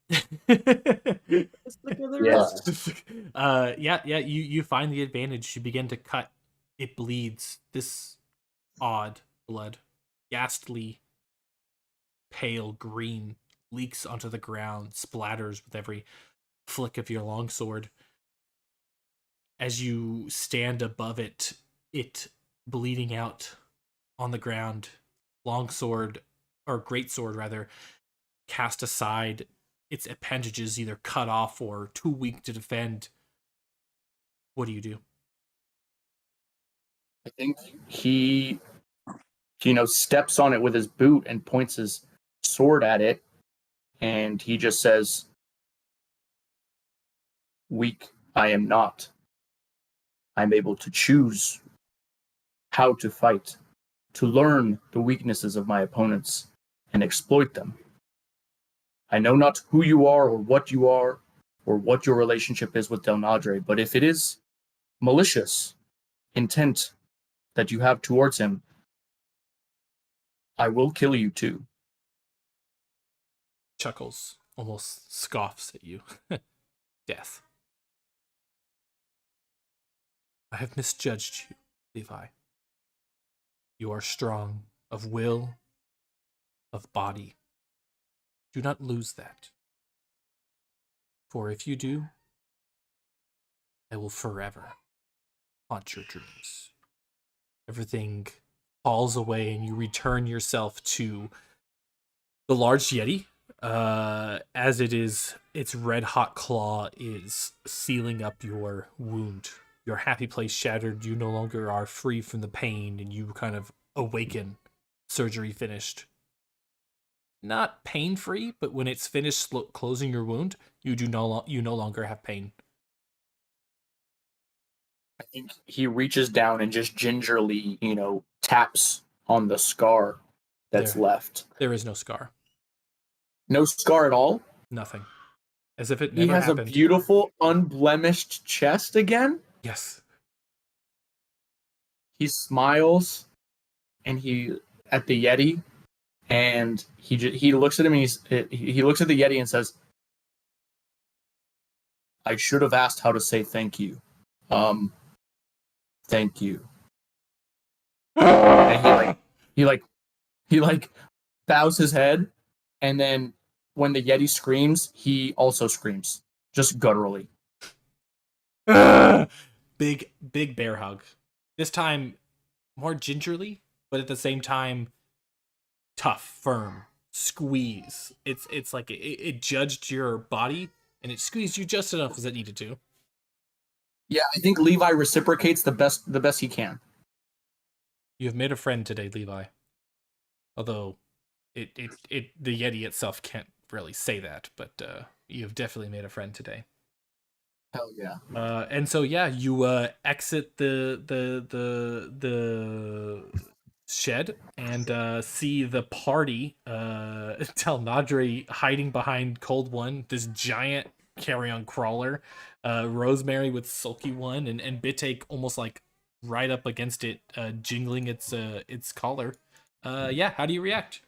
Because you're like right here. So he walks out of the shed or the temple or whatever it is. It's no just shirt. A shed. It's not as much as we want to call it a temple. It's no shirt. No shirt. You have your cloak on? No shirt. He has his cloak in his hands. Is it billowing? Absolutely, it is in his hands. And does the shed have like a little porch or anything? Kind of. Like you come out of like some, whether it's fur, whether it's just like bark from tree, but you open the what little protection it had from the elements, because the Yetis don't really need protection from the elements. It's more of just things that they've gathered from Bitte. Before Bitte met the Yetis, they never had like sheds. They never had things like this, but he taught them like, hey, this is how you be more like human-like. And they willingly accepted it as part of the thing. So it's just something to protect it, but it's like loading bays at a meatpacking plant. You get those like plastic little things. You walk through it. Part the beaded curtain. Okay. Yeah, he stands on the outside and the cloak is billowing, and he sort of stands like tall and strong. He stretches his back and his neck, and he goes to smile at the party, but then he sees the carrion crawler. Mm-hmm. And I think he was absolutely like odd jobs here and there. Like he's eradicated so many of these things as vermin in like human towns, and he knows some stuff about them. And so he immediately, I think he perceives it as a threat. You like rush forward, arm like grabbing your sword as you. Yes, 100%. Okay. He's running through the snow right at this thing. All right, Rosemary, Delnadre, Bitte, and Bitte, the cold one, will kind of like it doesn't notice Levi coming. It doesn't really see him as a threat, nor does it care for the life of the. Anyways, how do y'all react to Levi? Just Levi, are you like shouting like ah? Yeah, he's like shouting like, "Get away! Get away! Get away! It's dangerous!" I like, Yeah, I look over, see him like shirtless and like no scar, because like there probably was like some nasty healing business previously. And you're like, you're alive! That looks good. Wait. Yeah, B2 would step between. And yeah, step between and be like calm yourself, this one is domesticated. And I think he slides to a halt in the snow, and he just, I think, you know, when someone says something and you just can't quite wrap your head around it for a few seconds, so you just stand there and blink. He doesn't understand the concept of a domesticated one. A domesticated carrion crawler, no. That'd be like if somebody was like, yeah, this is my pet poisonous centipede that I hold in my hand all the time, and it definitely won't bite me. Yeah. But it's like 3 feet long. Much bigger than 3 feet. Yeah, exactly. So he's just like confused, and he says, who the fuck domesticated a carrion crawler, and for what purpose? Because they eat garbage. I love how like everyone else is like because they have a purpose, and Levi's the only one who has reacted as like this is a pest.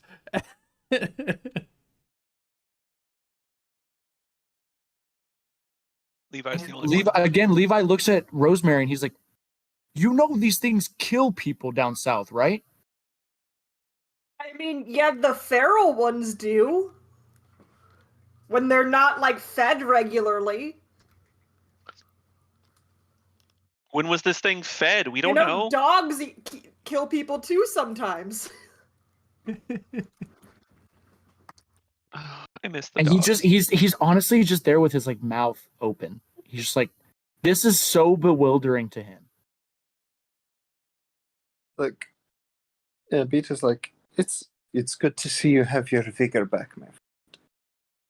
Yeah, you look fabulous. Like, what did they do? Oh my god. You're glowing. Is that collagen on your skin? What is happening? Levi shrugs and he says, honestly, I passed out pretty early and I woke up right as he finished sealing my chest with the glowing hot claw. So Yeti magic I need to get more of that. If I could just like have a Yeti buddy that came with me everywhere I went to heal me after battle, that would be great. You should have seen me the first time I arrived here. I was broken is a understatement of significant proportions. I had more fingers at the time. Frankly, I'm shocked they didn't grow back. It's wild. A great guy comes back out from his shed carrying a bunch of garbage. It's like parts of like some creature, maybe an elk, maybe a wolf or whatever. It's like a hip bone that's already been picked clean, and it just like comes out and just dumps it in front of the carrion crawler. And it looks at Levi and it's like, ah!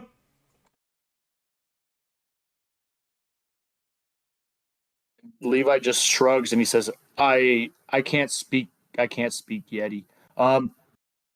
Yes? No. What's the correct answer here?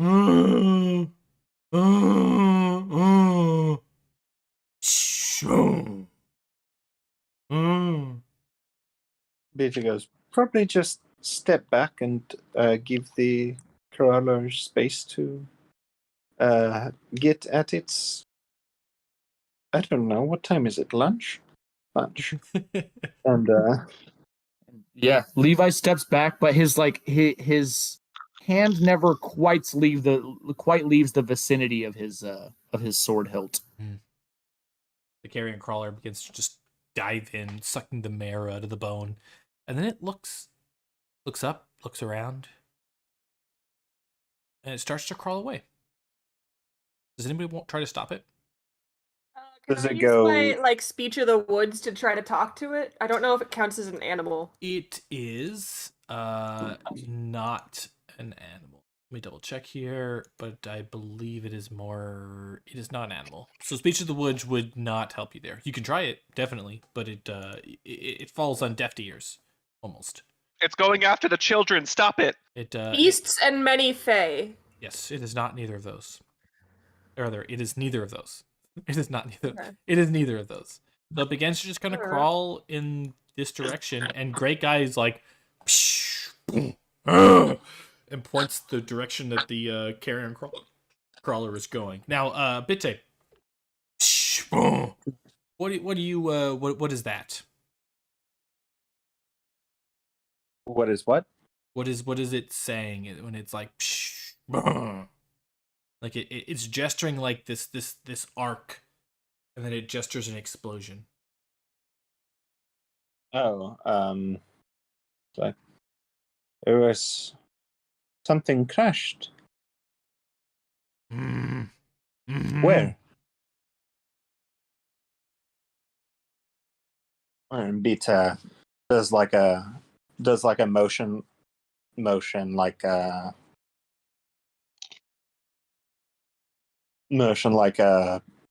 plane or a plateau, and then shrugs,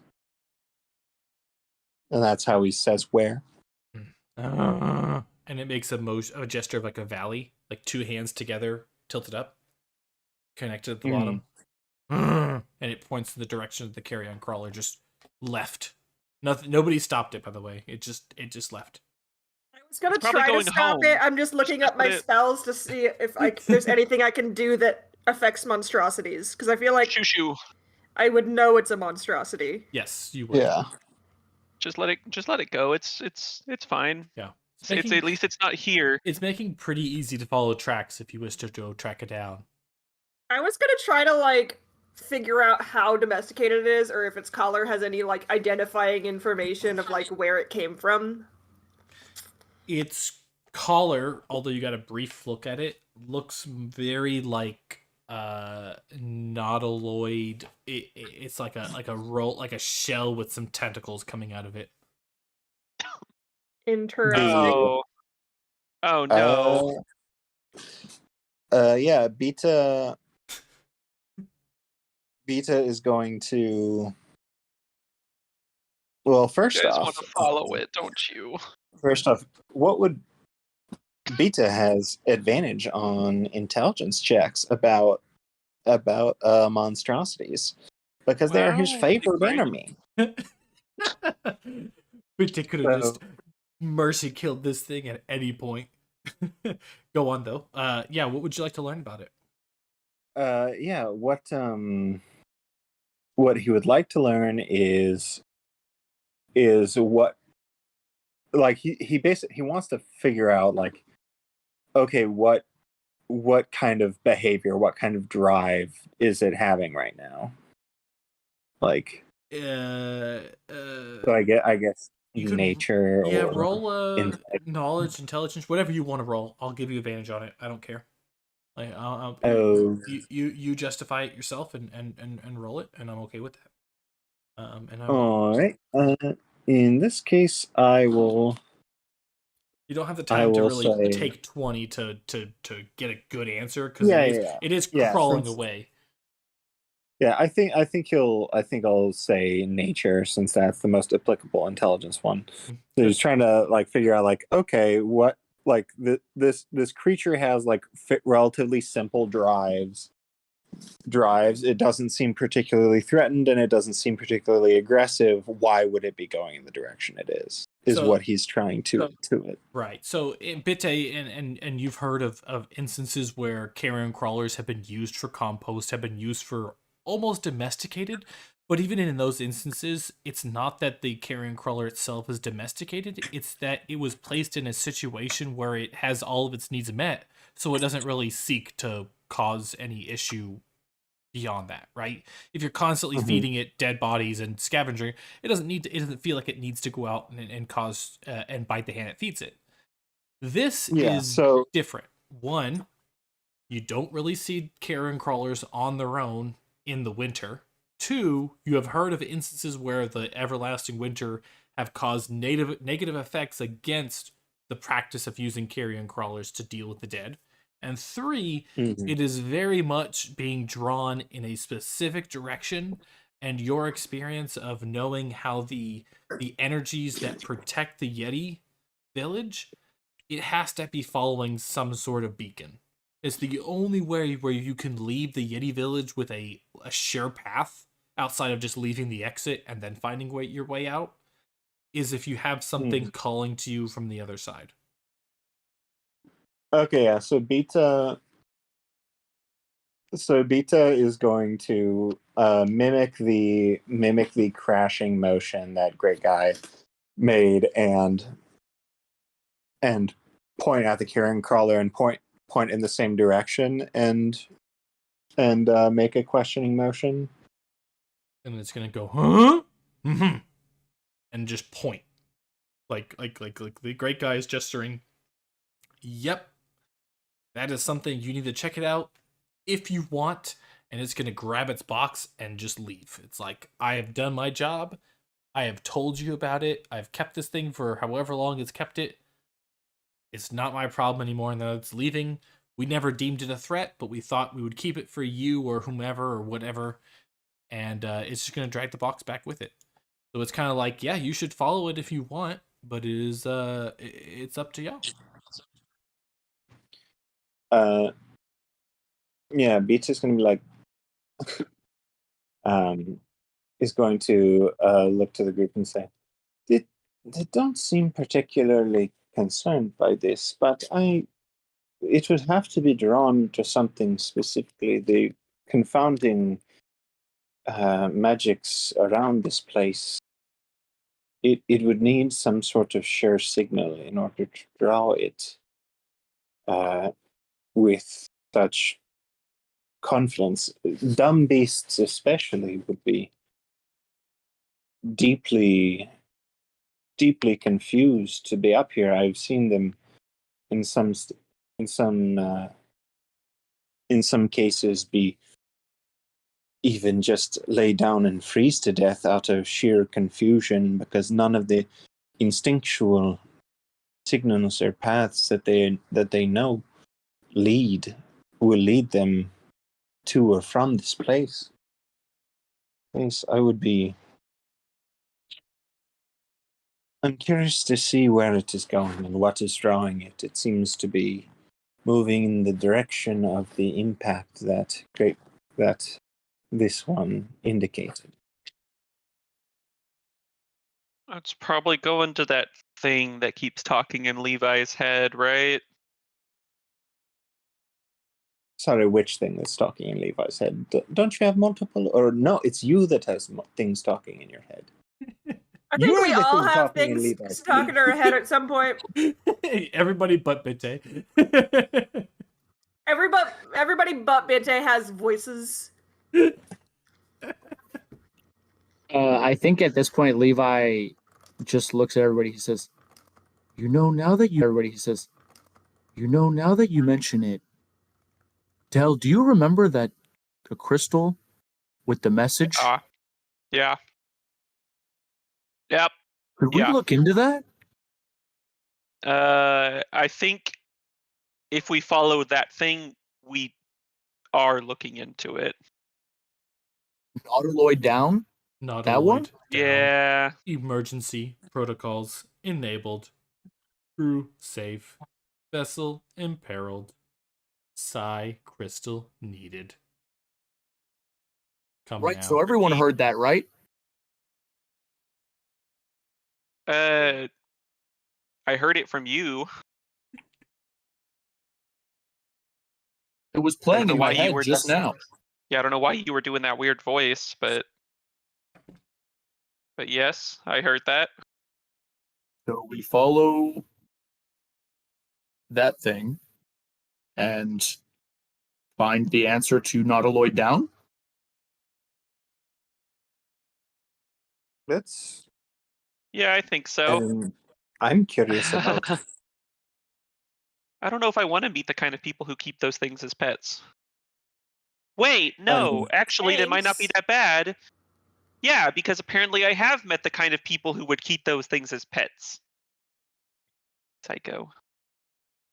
I mean, are they pets or are they like, I don't know, livestock? They're like a service. They provide a service and we feed them in return. You at least don't put collars on it, right? Like you don't dress them up.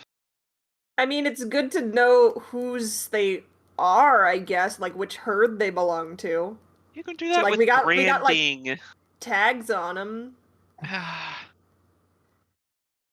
You're treating them so much better than you should. We're druids. What do you expect? Mm. We respect creatures.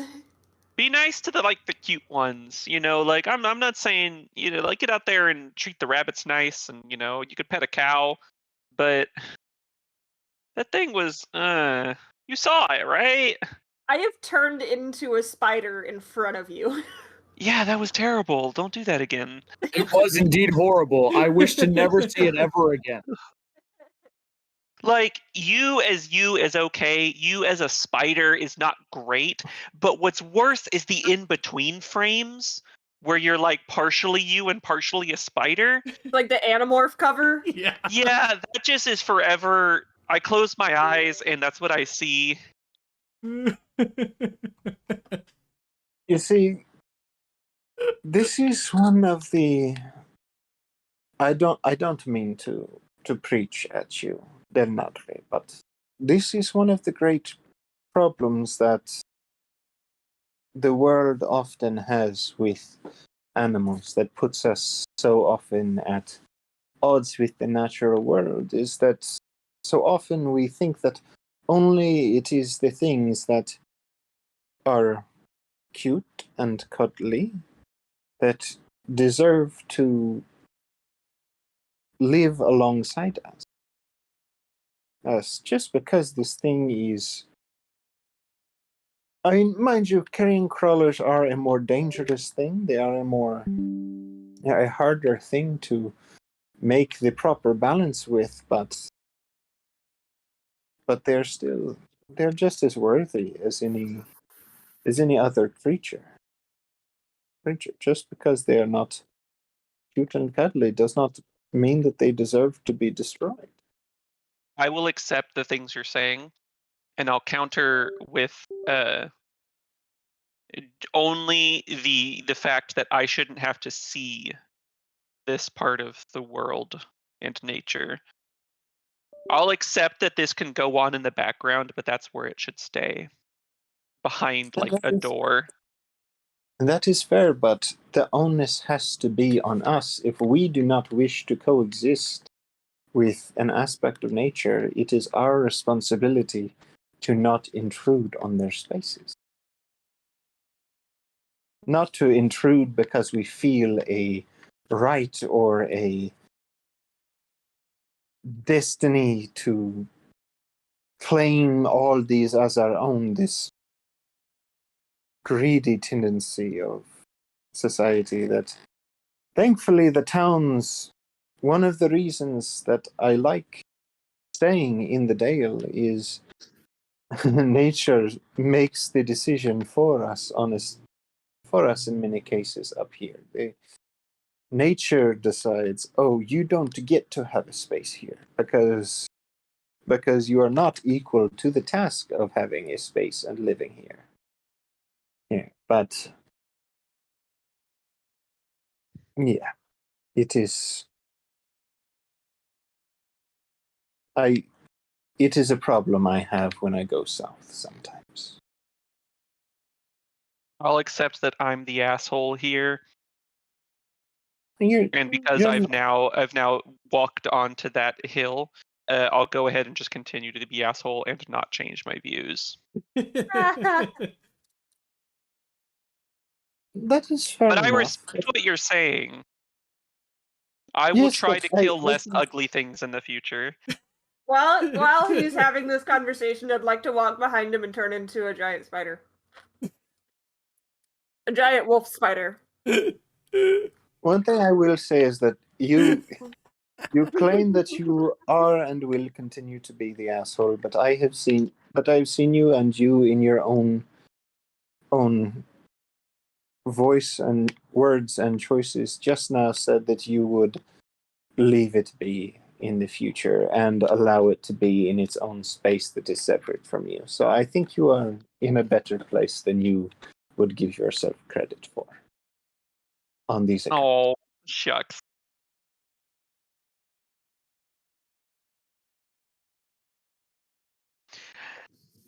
All right. Well, we're But probably the smell gonna is follow the fucking thing, terrible. right? I think we can all agree. What was that? We're probably gonna follow the thing, right? I make spider noises in agreement Yes, from let's directly behind follow him. you. Levi just winces at Spider Rosemary. That spider. This is a better spider, Rose. There we go. Nice. Long, spindly bits kind of envelop Delnadre. I immediately flash and think that I must have fallen unconscious as I turn to face my weird mental patron.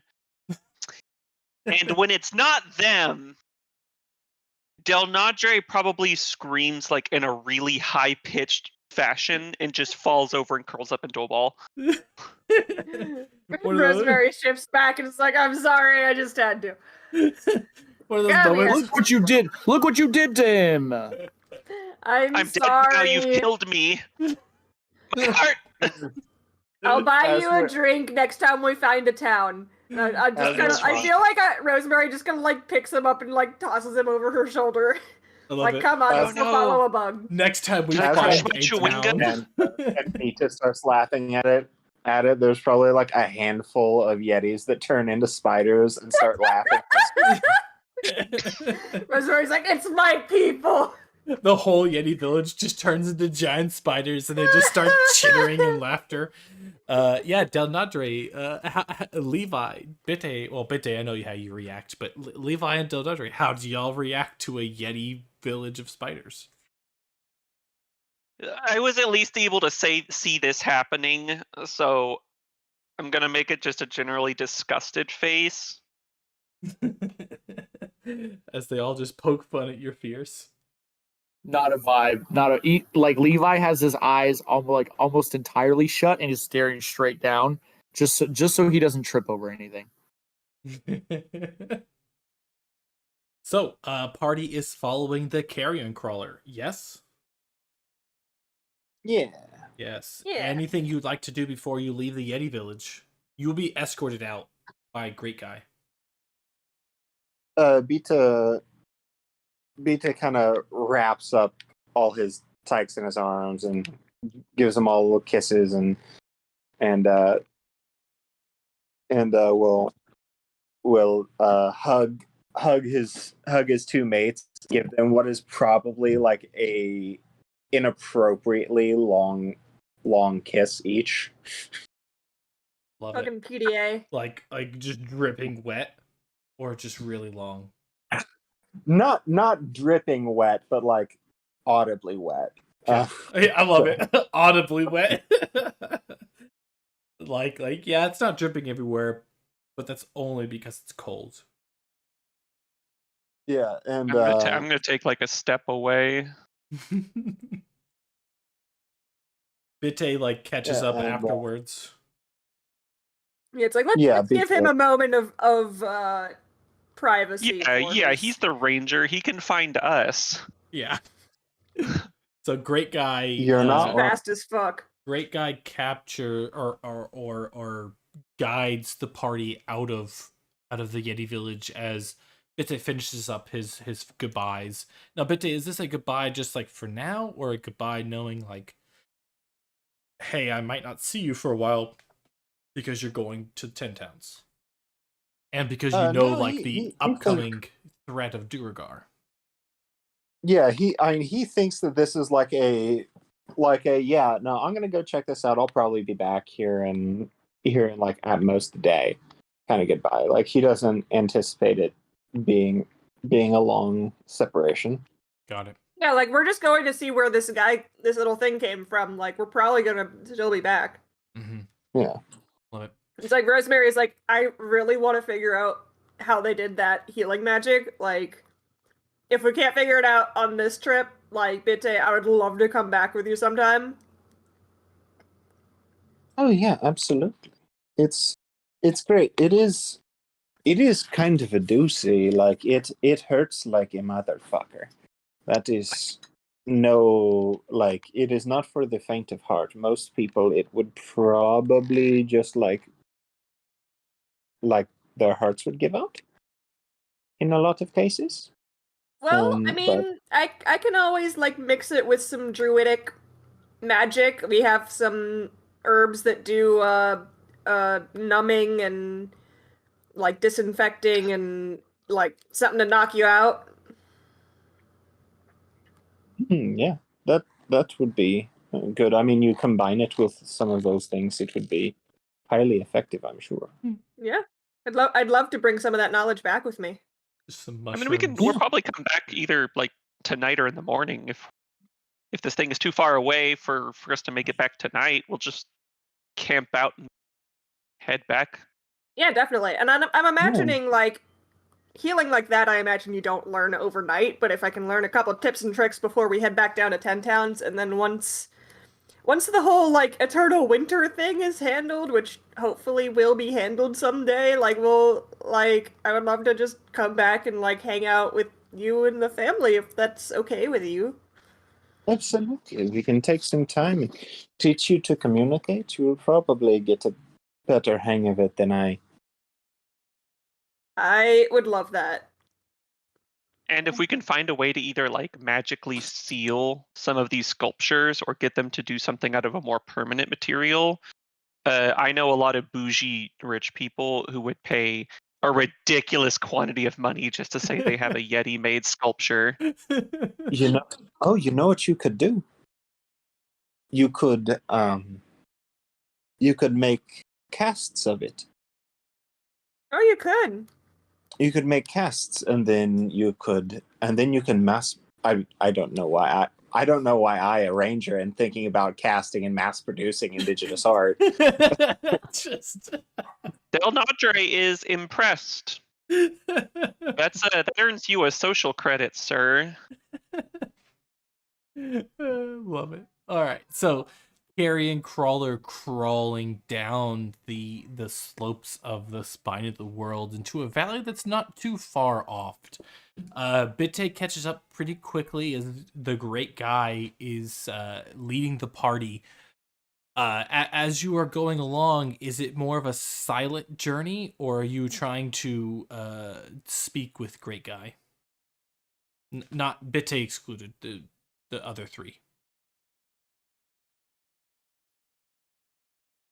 Rosemary is definitely at least trying to get a hang of some language aspects, but is also like, Bitte, your kids are so freaking cute. It says.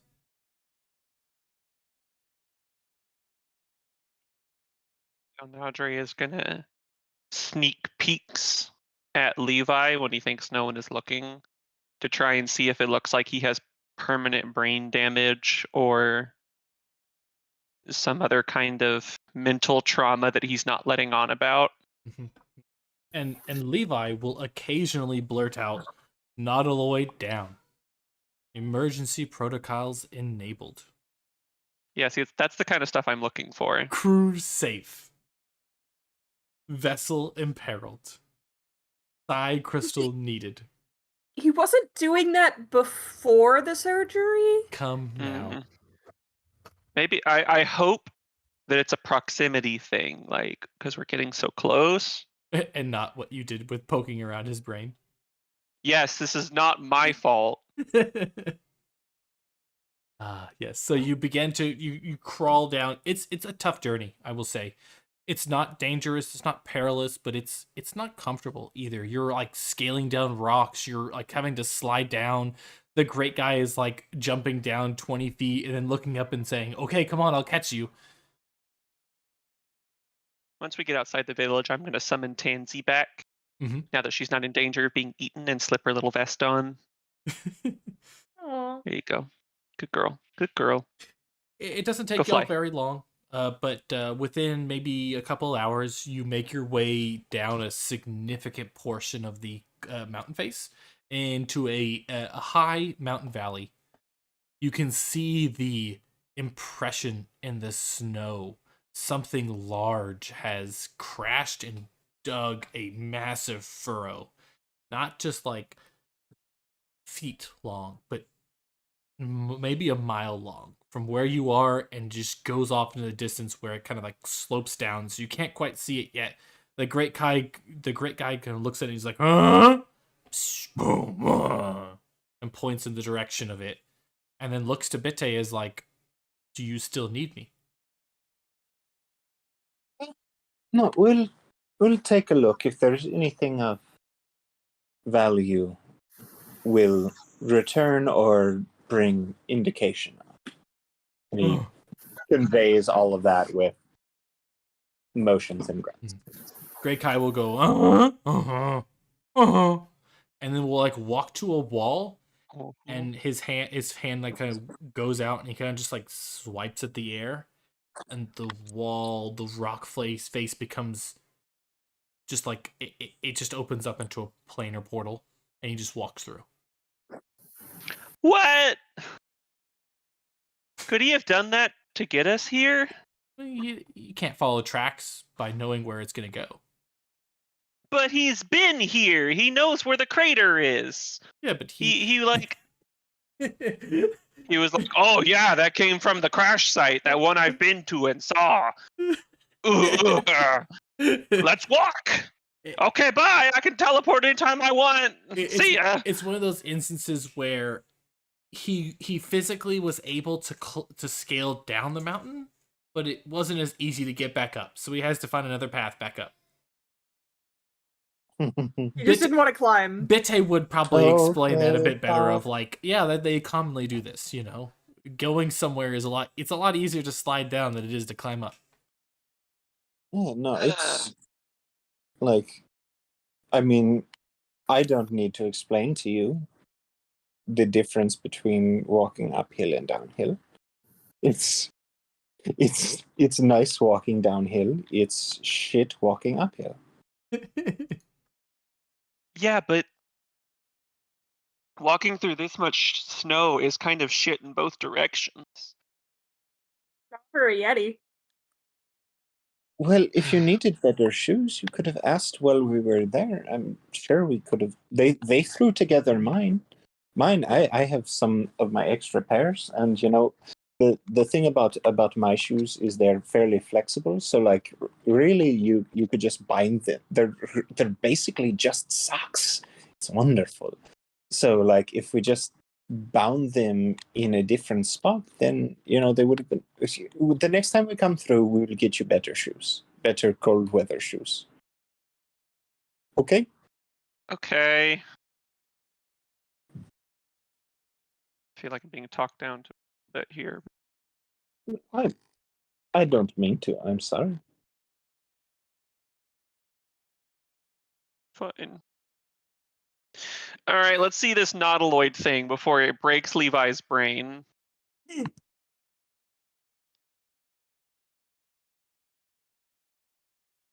it, X. Anyways, so yeah, you begin to walk in. You see the Aryan crawlers like bodies just making its way through the snow.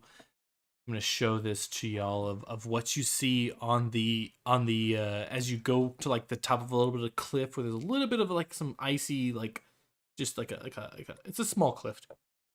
There's some pathways down, but you see in this overhang right before it drops down to like the very bottom of the spine of the world is this crustacean like thing, this object. You all kind of pick up on it like, oh hey, look, it's the nautiloid. So that's, you've heard about it, and Levi has not shut up about it, even though he isn't quite aware that he is talking about it. But he is every now and then, like maybe every 15 minutes or so, shouting out Nautiloid down.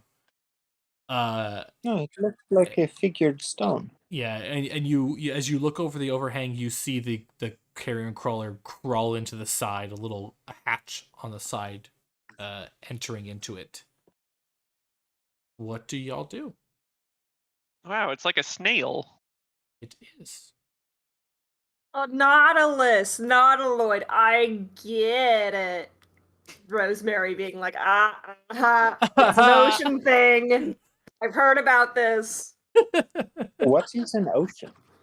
I mean, you might never have He seen really one, but doesn't. surely you've heard about it. Bente has never seen It's an like ocean. a big ass lake. That's not on ice. Except it's salty. Except it's salty. I love it. Oh, Yeah, because like they have the sea of moving ice, but that's about it for the Icewind Dale. It's like if the tundra was melted. interesting. It'd be very sloshy. Yeah, no, Beta has seen lakes. He's heard of the sea mostly because he's heard of sea creatures. But yeah, no, he's not familiar with oceans. Mhm. He does not have a frame of reference for oceans. Underwater is a vast new world for him. So we will y'all are kind of like standing on a little cliff face. You're maybe 200 feet, maybe a bit more, maybe some yards away from it. You don't see anything out. You can pick up on a couple of tracks in the snow, to the point where you recognize there's an additional carrion crawler, or at least something else shuffling around in the snow. There are some lights on inside the Nautiloid object, but nobody's moving on the outside. See anyone? Levi says the crew is fine, safe. Crew safe, he says. Vessel imperiled. Yeah. Side crystal needed. Come now. No. I think Levi reaches into his bag and pulls out the side crystal. You have a structured settlement and you need help now. JG, I need it now. This Nautiloid is down. The Nautiloid is down. Sorry. So he holds the side crystal up and he says, "Hello, I have a side crystal, and I am told that you are in need of it." Yeah, you're pretty far out from earshot, and it's not a two-way radio. But the rest of the party watches you shout into the side crystal. Okay. I will reach into my bag, and I'm gonna pull out my signal whistle that no one ever asked back from me. Where did you get The little whistle? When we were being chased by that Yeti, they were like, "Oh, get to the top of the hill. If you get to where the bridge is, you can blow the whistle, and people will come and help." Oh yeah, from the And then I just kind of kept the whistle. Beta has coverage. Is it like a copy of like the weenie whistle?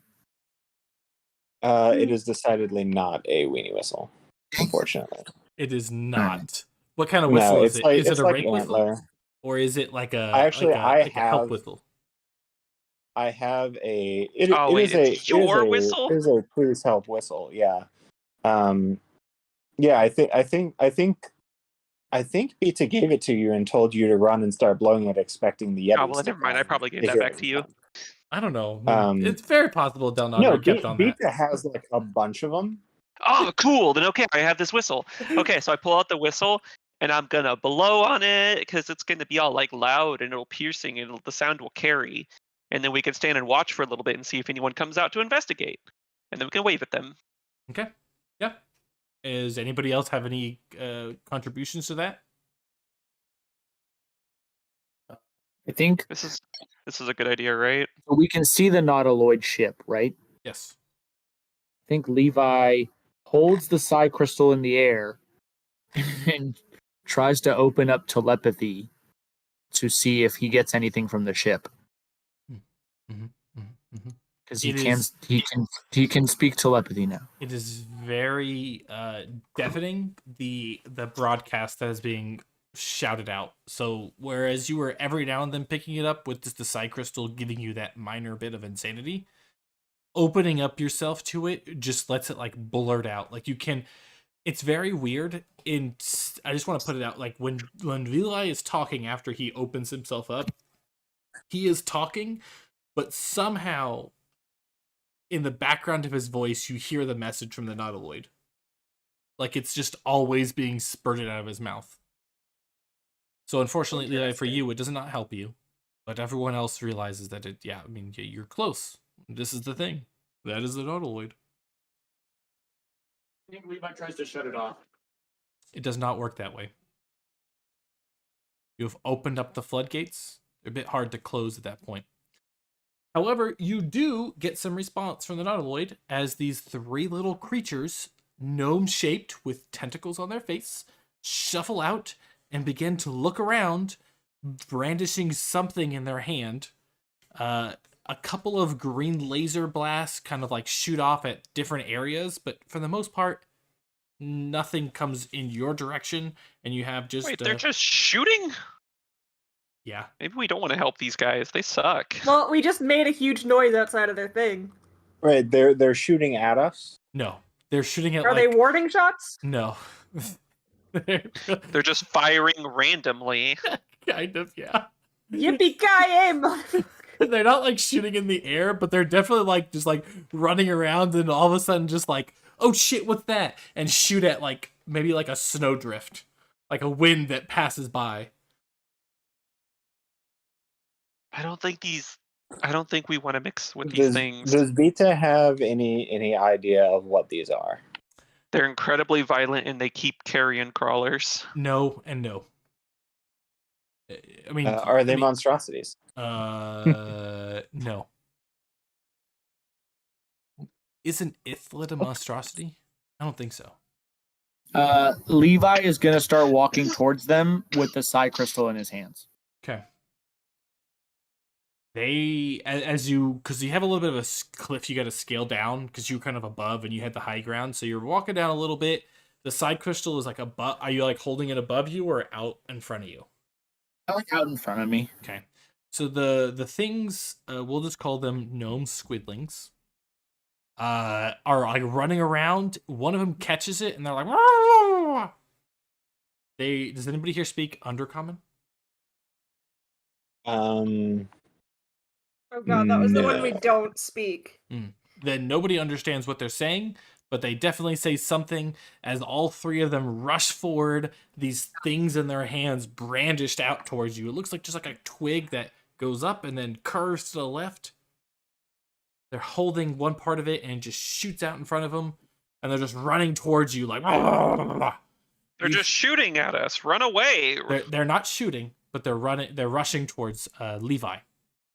Did anybody else walk down the cliff with Levi? I mean, if Levi's going to go, I'm going with it. Yeah, we were sticking pretty close. Everyone just lets Levi go ahead. There goes my hero. Levi just chanting the message. Yeah. No, they kind of run forward. Levi, you're probably a couple of steps ahead of the rest of the group. They run forward, they grab you, and then they like really they book it. Like they and I don't know, do you willingly go with them? Do you resist? They're not threatening. They just grab you and they're like, you don't understand what they're saying. I think he like, so they're small, right? Yeah, they're gnomes size. Yeah, he's like, quote unquote, letting them pull him, but like he knows that he could just like walk backwards and he'd be fine. Yeah. So he's just like slowly moving along with them, not like at the pace that they want him to, I imagine, but like just slowly seeing what's up. You're definitely going with you. I'm like, you're good? You're good? He turns around and he says, "Nautiloid down. Crew safe." Okay, I'm gonna attempt a mind link with one of these squidlings. I can't Hi, stop hello, you because I don't excuse know what me. you're doing. Brains. What? That's what they're saying? That's what I mean, that's yes, what the first thing comes out with. That's me. Right. Huh? Wait. Yes, I'm the brains of the group. Speaking. Who are you? Hi. What is? How did you do that? How did you get this channel? What? Oh my god. Vorin is not going to be happy with me. What? Oh, Lord. Oh What is going on? Hello. I am Bryn. Who are you? We Del. are As in not Shander? from here. Hi. I raise my hand. I'm the one speaking. Who am I talking with? All right. So all three of the gnomes squiggling stop. They turn back towards the group, and one of them, the third one on the right, hand goes up. The other two are like the other two look at them, and you can't understand what they're saying, but they definitely look at and say something along the lines of, "What the hell are you doing?" I'm gonna approach my new friend Bryn. The other two are gonna very quickly, Wild West style, point their guns at you. I raise my hands. Bryn, are we cool? Can you call off your goons? What's going on here? Rin. My name is Rin. Rin. And do you shoot laser beams out of your arms? No. Okay. I've encountered that, so you can't say like that's a stupid question. Okay, well I haven't encountered that, so it sounded like a stupid question. Well, it sounds like you're stupid then for not having encountered that, huh? Okay, rude. Who here has the psi crystal that someone else needs, sir? You have a psi crystal? Wait, Levi is just like holding his arms in the air with a psi crystal. Is that what that is? And it points it up and like barely misses it as it fires off a shot and just into the air. No, Like, whoa, hey, whoa. gun. What are the weapons down? I don't know what a gun is. It drops it. What? Good. Okay, this is progress. Let's put it. Can you tell the other two to put these things away? No. They don't really listen to me. It would cause probably way too many arguments. Honestly, Zaglard is just he's a bit of a dick. And Rix is pretty nice, but he goes along a lot with Zaglard. Okay, which one of these is Zaglarg? That one. I'm gonna mind link with Zaglarg. Okay. You mind link with Zaglarg. Nope. This is Rix. Who is this? Vorin? Vorin, this is a new way to communicate. What's happening here? Vorin, we got a person out here. I got my gun trained on him.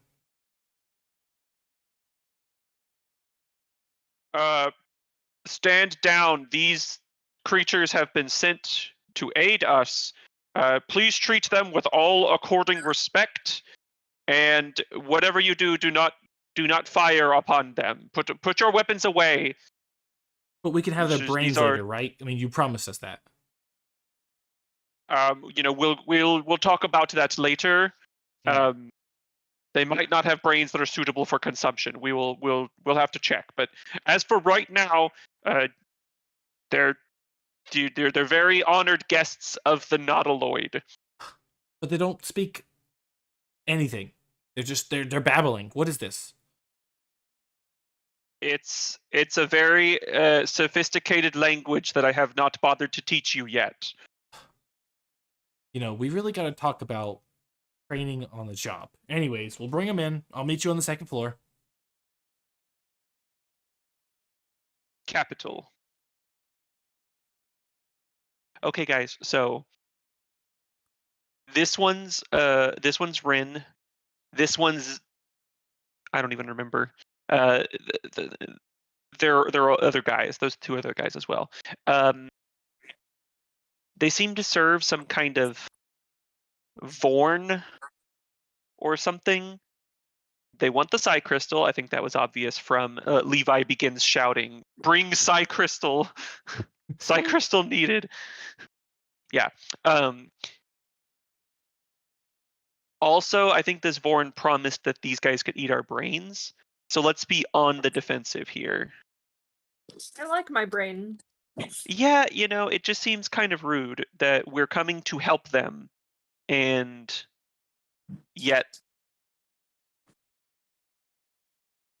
this. Yeah. And get Thanks this. for at least sussing all that out. Also, these three are incredibly stupid. Don't know on this Vorn guy yet. Don't underestimate him. Feel free to grossly underestimate these three. I don't think you can go as low as possible. But also, that makes them really dangerous because they're stupid. Yeah, Beat is like, would it be in? Do they seem outright like, oh, they are hostile and would not like? What's the over under on should we just murder them right now? I'm not against it. I will say I'm trying to turn over a new thing. But no, I don't think they're okay. So they need this psi crystal for something, but at the same time, they were real excited and trying to welcome Levi in without knowing that he had the psi crystal. So not immediately hostile. They weren't prepared to attack us, and only holding back just because we need the crystal. They might have been trying to usher us in so they could eat our brains, though. That's something that's Yes, just not considered. that Yeah. is what popped into my head.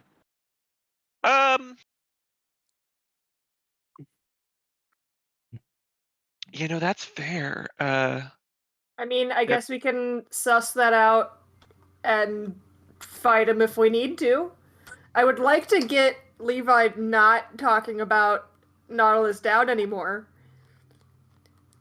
I think he needs to break the attunement on that thing. Is there a way to just do that for him? Can I just can I take it from him? I have learned recently that when you die, you break all attunements on any magical items you had, so that's an option.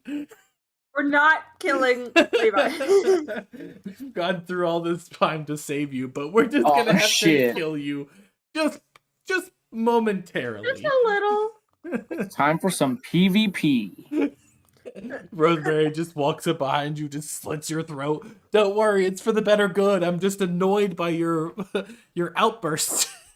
Revivify. I can do Revivify if we have diamonds.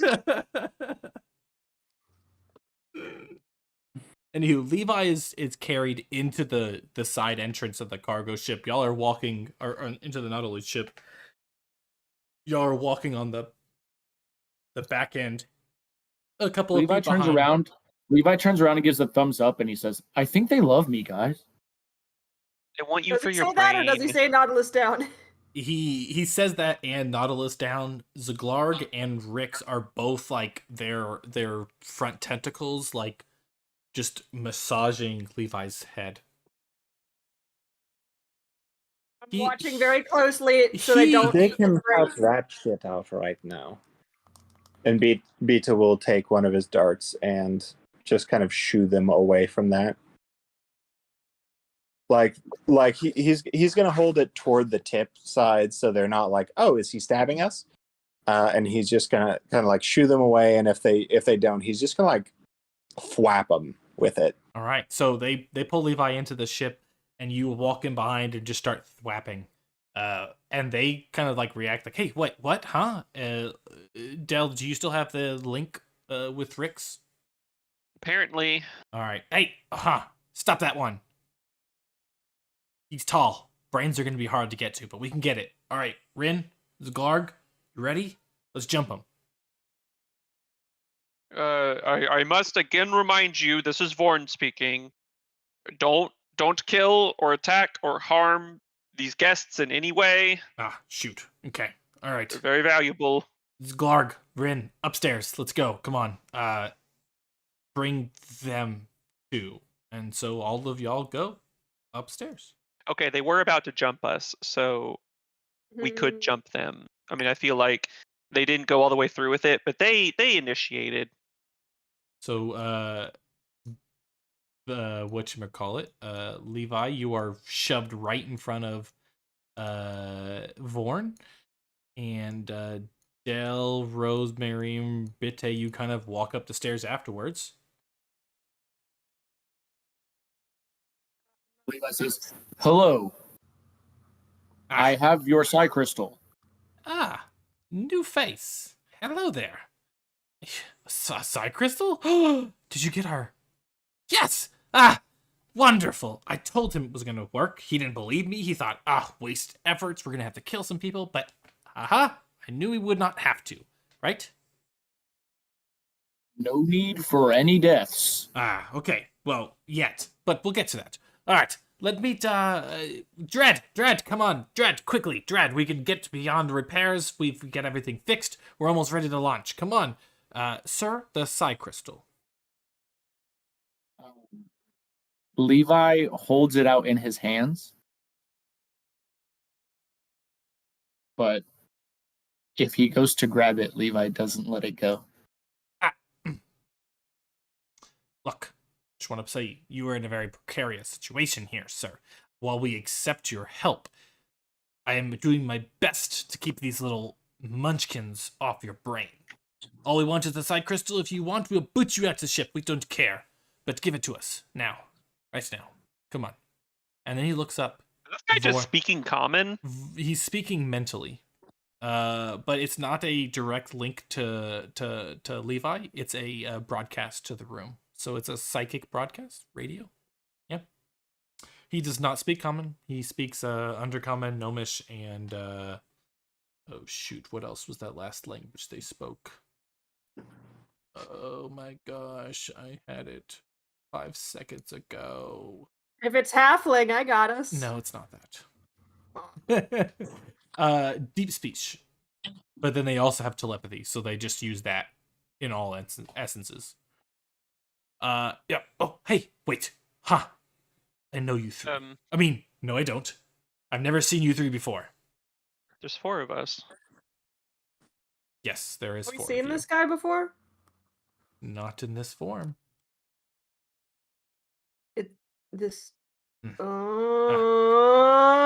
You're a very puzzling group, I will say. Thank you for nothing. Yes, psi crystal? Psi crystal. Let's go. Come on. And he starts to pull at the psi crystal. Levi, you're still holding on to it. Hey. Can I roll insight on this dude? Yes, you may definitely roll Levi's hands start to wrap around the psi crystal significantly harder, and he just whispers but it's mine now. But not all the way down. No, yes. Rosemary picks up on the way Vorin is speaking. Very similar. Almost as if you've met them as Ophelia of the Stars, Lady Scholar. Oh my god. As Vorin picks up on your thought and is just like, yes, it is I. And then whoosh.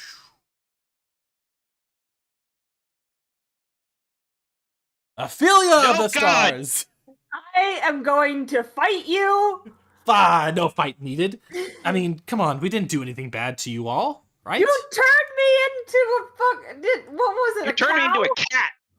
Oh, pish posh, come on. That wasn't terrible. But then you wouldn't turn me back when I asked. Well, I mean, who? I think Levi turns around and he's like, "You've met?" This fucker made us do puzzles. Kidnap would be a better. Our will. Come on, I needed to have knowledge on your primitive species. I mean, come on, look, this whole backwater planet is just a bunch of swamps with intelligent people, unintelligent people. Dumb. You're in a tundra right now. How dare you all? There's no swamp for hundreds of miles. This whole world is a swamp. When you think about the backwaterness of the whole, you don't even comprehend. Dread, come on out as whoever you were before. Yeah. Where's your boyfriend? Mungo, come on, yes. It is I, Mungo DuPont, the dishonorable. Hey, now we don't need any of that. This is honestly getting to be a bit. I don't understand this. What is happening here? Mungo turns to Ophelia. Wouldn't you think they'd be appreciative by just being more knowledgeable by our tasks? Goodness, I swear. They were dumb baby puzzles. Well, There, I said it. for your people, perhaps we couldn't do anything more intelligible for risk of it not even being comprehended. Dumb And he baby shakes his puzzles. head. Anyways, give us the psi crystal and we'll be on our way. No, Come, it's look, not. It's not for free. We'll even show you how it works. Follow us. I don't care. What are you Opens- paying Listen, for this? I just want Levi to stop, like, broadcasting that shit. Payment? No, we don't need payment. Yes, he will stop broadcasting it as soon as he Yes, puts we it need in. payment. If he just puts it in this thing, and he walks over here. Come on, in this. Ophelia walks beyond. Yes, right here. Put it here. Everything will stop. It'll be done. We'll be done. We'll kick you out. No problem. Where do you want to go? We'll drop you off. It'd be nice to go to the speakers thing. Yeah. I guess we wouldn't have to Levi, walk down this mountain. Speakers. Levi turns around and just slowly starts putting the crystal back in his bag. Levi, Okay, there you go. No deal. He doesn't want to. Rin, Rex, what are you doing? Zaglarg, stop him! And they jump on you, Levi. They're not threatening. They're not trying to eat at you, but they are definitely using their little tentacles to get their mitts on the psi crystal. All right, I'm gonna... Yeah, I think he just wraps it up like a football almost. I'm gonna try just, to like- pull Rix off of him. Ah! He's just like got it up against him. And like I think his eyes look a little wild at this point. Give it to us! They shout as their tentacles just wrap all around you. Ah, brains! Ah! This is not the proper way to solve this at all. Levi, buddy, are you okay? Yeah, Levi, are you doing okay? Like, It's I'm for more worried about Levi right now. it's for his better good, Ophelia says. Look, he's going crazy by contact with the psi crystal. It's why we use it to fuel our ships and not to handle like idiots.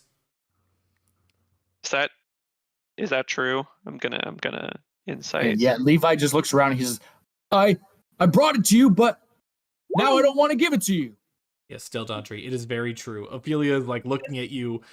You catch it in their voice of like, we don't handle uranium. Yeah, Rosemary is like wrapping her hand in like some leather from her outfit and like is gonna try to just like get the psi crystal out of Levi's hand. Give it. He won't let it go without a fight. Give it. It's like, All right. hey, buddy, Yeah, we're Bita gonna is talk, going we're gonna have to- a good conversation. I would like to just see this, and then I'll give it right back to you. Okay? No. Go Bitte. Yeah, let me take a quick look and make sure Beta doesn't have anything that would specifically help or apply. Question: does a psi crystal count as metal? I don't think we want to go down that road of whether or not a crystal is a rock and a rock is a crystal, and whether or not a metal is a wondering crystal. if the spell heat metal might encourage him to drop it, because he needs to succeed on a thing every round or drop it. I would say you probably can't target the crystal itself, but you could definitely target the clasp on Levi's cloak or anything else that he's carrying that's metal that would cause him to distract himself. Well, no, because that's not the effect I want. Then There's like a specific thing in heat metal that if you heat an object, like you have to succeed on something or drop it. no, unfortunately, nothing would happen that way. Would this count as a charm, frighten, or possession effect? Unfortunately, no. It is an insanity effect. No. Okay. In that case, Beta is just going to. So you're Beta bigger than is- him. Can you just? Yeah, Beta is going to. First off, he's gonna walk in walk in with a dart and just like start like switching these little fuckers off of him. Yeah, they're not very strong. They just kind of like flop, and like when they get hit off, they immediately start to like crawl back, just mindless in their pursuit. Yeah, like imagine you have like an older child and a bunch of little kids, and they're all playing like jungle gym all over the bigger kid, and then like a schoolmaster walks in and is just like beating their asses until the little kids go back to their desk. Like that's the vibe. As he like switches them around, and then he's going to drop the dart and try and wrestle this thing away from Levi.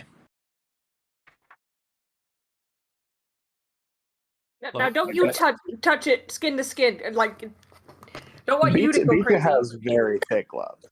Okay, good. Bita's not raw dogging it shirtless through the tundra. All right, let's do this. Opposed checks. He just wants to be comfortable. Strength versus strength. Let's see who wins here. Bitte versus. I'm giving Bitte guidance. All right, Bitte, roll a d4 on top of your 18. Come on, Levi. Are you going to be able to hold on to it? Am I making a regular strength check or a strength save? Strength check. Or is that it? Should be athletics, I guess. Athletics, yeah. Opposed check to whatever you want to use for that uses strength. Did I roll? Yes. Is anybody else giving Bitte guidance or Levi guidance? Delnadre, are you helping Levi? No. I'm going to cast Mage Hand, and I'm going to use that to try and tickle Levi to see if I can give him disadvantage or some kind of penalty. All right, love it. Already rolled and lost. Yeah, but roll again so we can see how much more you lost from the tickling. The tickling has a grand effect. Not as grand of effect as we wanted it to. Anyways, Bitte, you're able to like grab it. Gets him strength. But you weren't trying to like grab it to like hold on to it. You're just trying to grab it to get rid of it. So you kind of just like, do you chunk it over your shoulder? What do you do with it? What does Bita do with it? Yes. I think Bita would get it and then give it to the mage hand, and then just try and keep Levi where he is for the moment. Mungo rushes past y'all as you're flurrying about and kind of just goes up the stairs. He's like, I'll be ready. Don't worry. And, all right. So, Psy Crystal is in the mage hand, floating in the air. What do you do with it, Delnadre? I'm gonna give it to Ophelia. Wait, hold on. Is Levi being held? Yes. For sure. For sure. Bitte is Okay. I was gonna say because he's actively like trying to still make his way or like make a dive towards it. Yes, you're actively fighting with Bitte, and for the time being, he has the upper hand. And in general, he's just a bigger person in the way, so it'd be pretty difficult for you unless you want to take offense against Bitte. Then we could play that out. But if you're just trying to like get past without any like harm to your friend, you're not going to be able to get past. I mean, it's an insanity trait, so I think he's like elbowing in the ribs or like in the neck to try to get out of this. Like he's going feral right now. Okay. Rosemary is also putting herself between Levi and Dell's mage hand. All right, mage hand. Now, mage hand, do you chunk this Psy Crystal like a football? Do you just slowly float it away? I mean, Mage Hand can move like 30 feet in 6 seconds, which is, not small. Not insignificant. Yeah. It can get there. It could move 30 feet up. Yeah. All right, so you're moving the Psy Crystal to Ophelia? Yeah, I'm going to give it. All right. This feels like a mistake. Ophelia grabs it and she's like, yes! Slams it in there. Lights start to flicker on. The ship becomes alive. You hear this thrumming. Ophelia's like, yes! Ha-ha! Back to the stars we go. Come now, You're friends. Bryn Shander. Lies and slander, I never agreed to that. Come now, we are going to the stars. And she walks up the stairs. You rat bastard. Do you follow does her? she just walk past us? Yes, she just walks right past No, you. I'm gonna tackle her. She, Yeah, go fucking get her. as you like tackle her, she like morphs into a shape that like slips out of you and of your hands and continues to walk. She takes no offense to your tackling. She understands where you're coming from. Doesn't affect her. She walks on. Hey, She walks no. on by. Okay, yeah, I'm gonna follow her. All right. The other three kind of shrink down to the lower steps, although they have failed in their journey, and you make your way to the bridge. Mungo has already gotten he's back to his regular form. Dredavex is on the helm. Ophelia's out of her form, back to Vorin. They snicker. Yes, we're back at it. Good. I'm gonna just try to slap his hands away from whatever he's doing. Just no, get in the way. No, Good. stop. What's Levi doing? Good. Laser beams from the wall shoot at you, Delnadre. Hey, I think so. It requires When a DC 16. I need a dexterity saving throw to dodge the laser beams. luckily, dexterity is my strongest saving throw. Hey, that's not bad. Okay. You dodge out of the way as I was like, expecting to roll like a 1. it like leaves this like in like this like seared mark, knowing that like, hey, this is like, it's not too dangerous, but definitely would have hurt if it had hit you on the ground. Okay. Dredavex looks at you and says, no, as it makes that little like no with the finger, but instead with a tentacle on its face. Weird. Gross. I am going to pull out one of my mind poison daggers and throw it at him. Damn. All right. Roll me an attack. Anybody else want to react in this moment?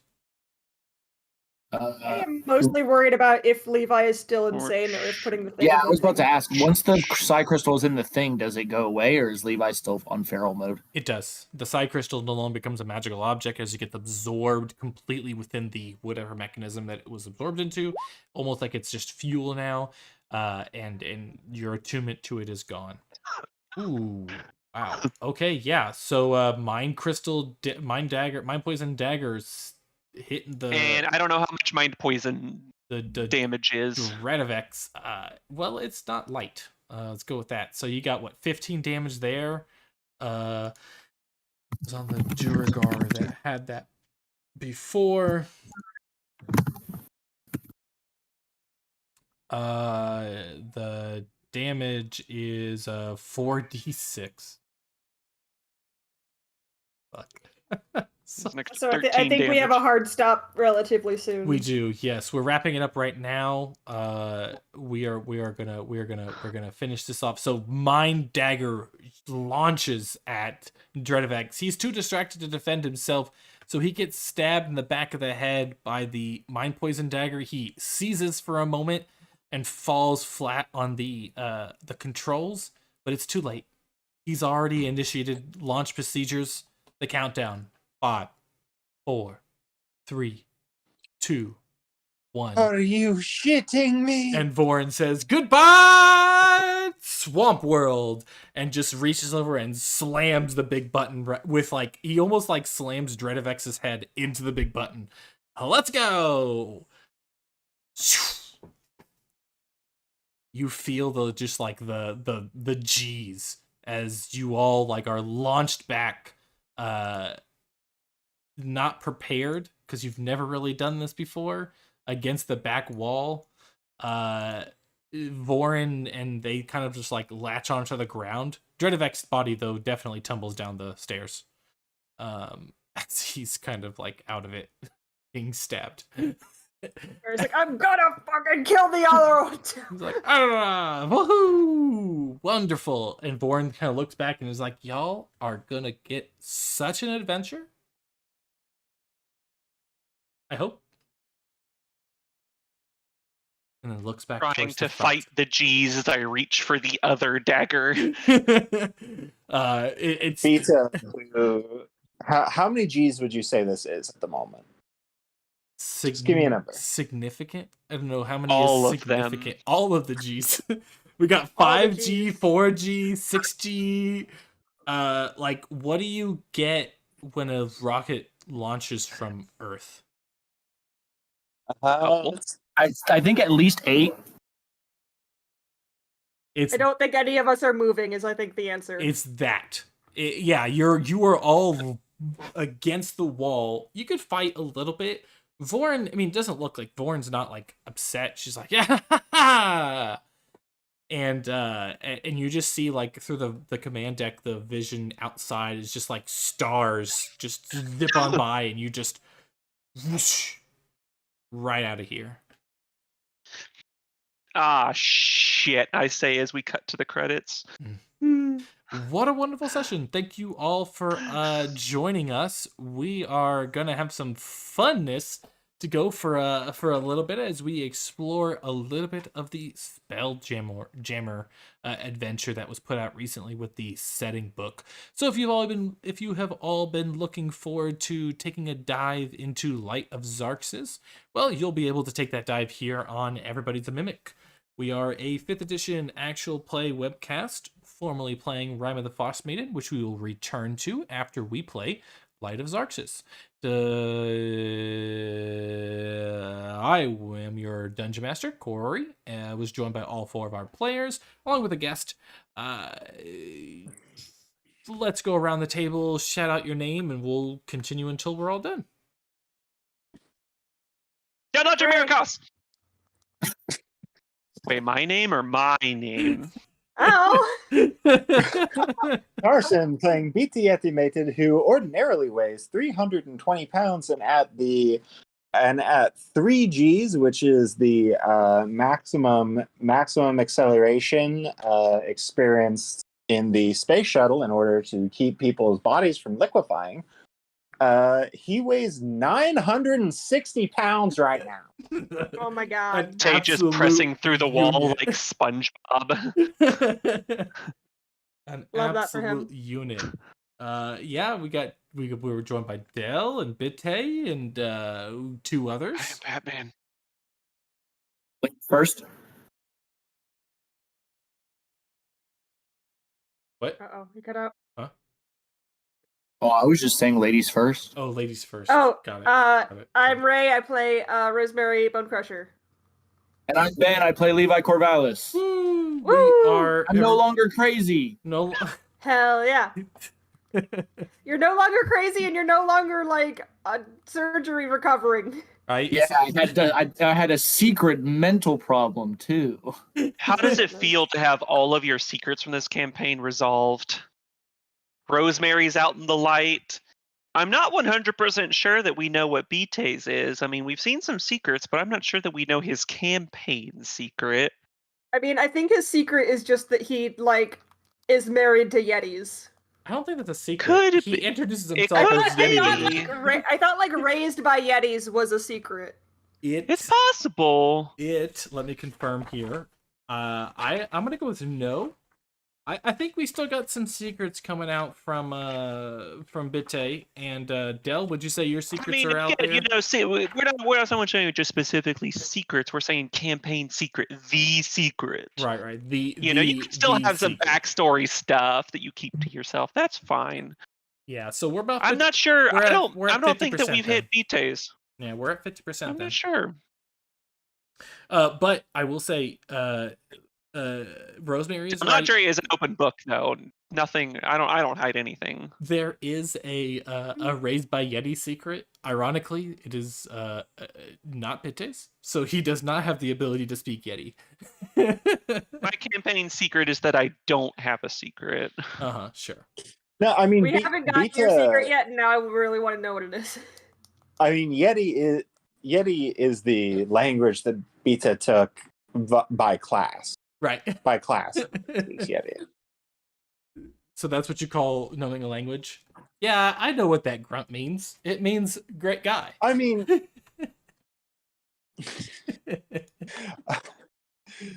Oh, man. I love it. Anyways, thank you all so much for joining us. We will see you next time. Bye-bye.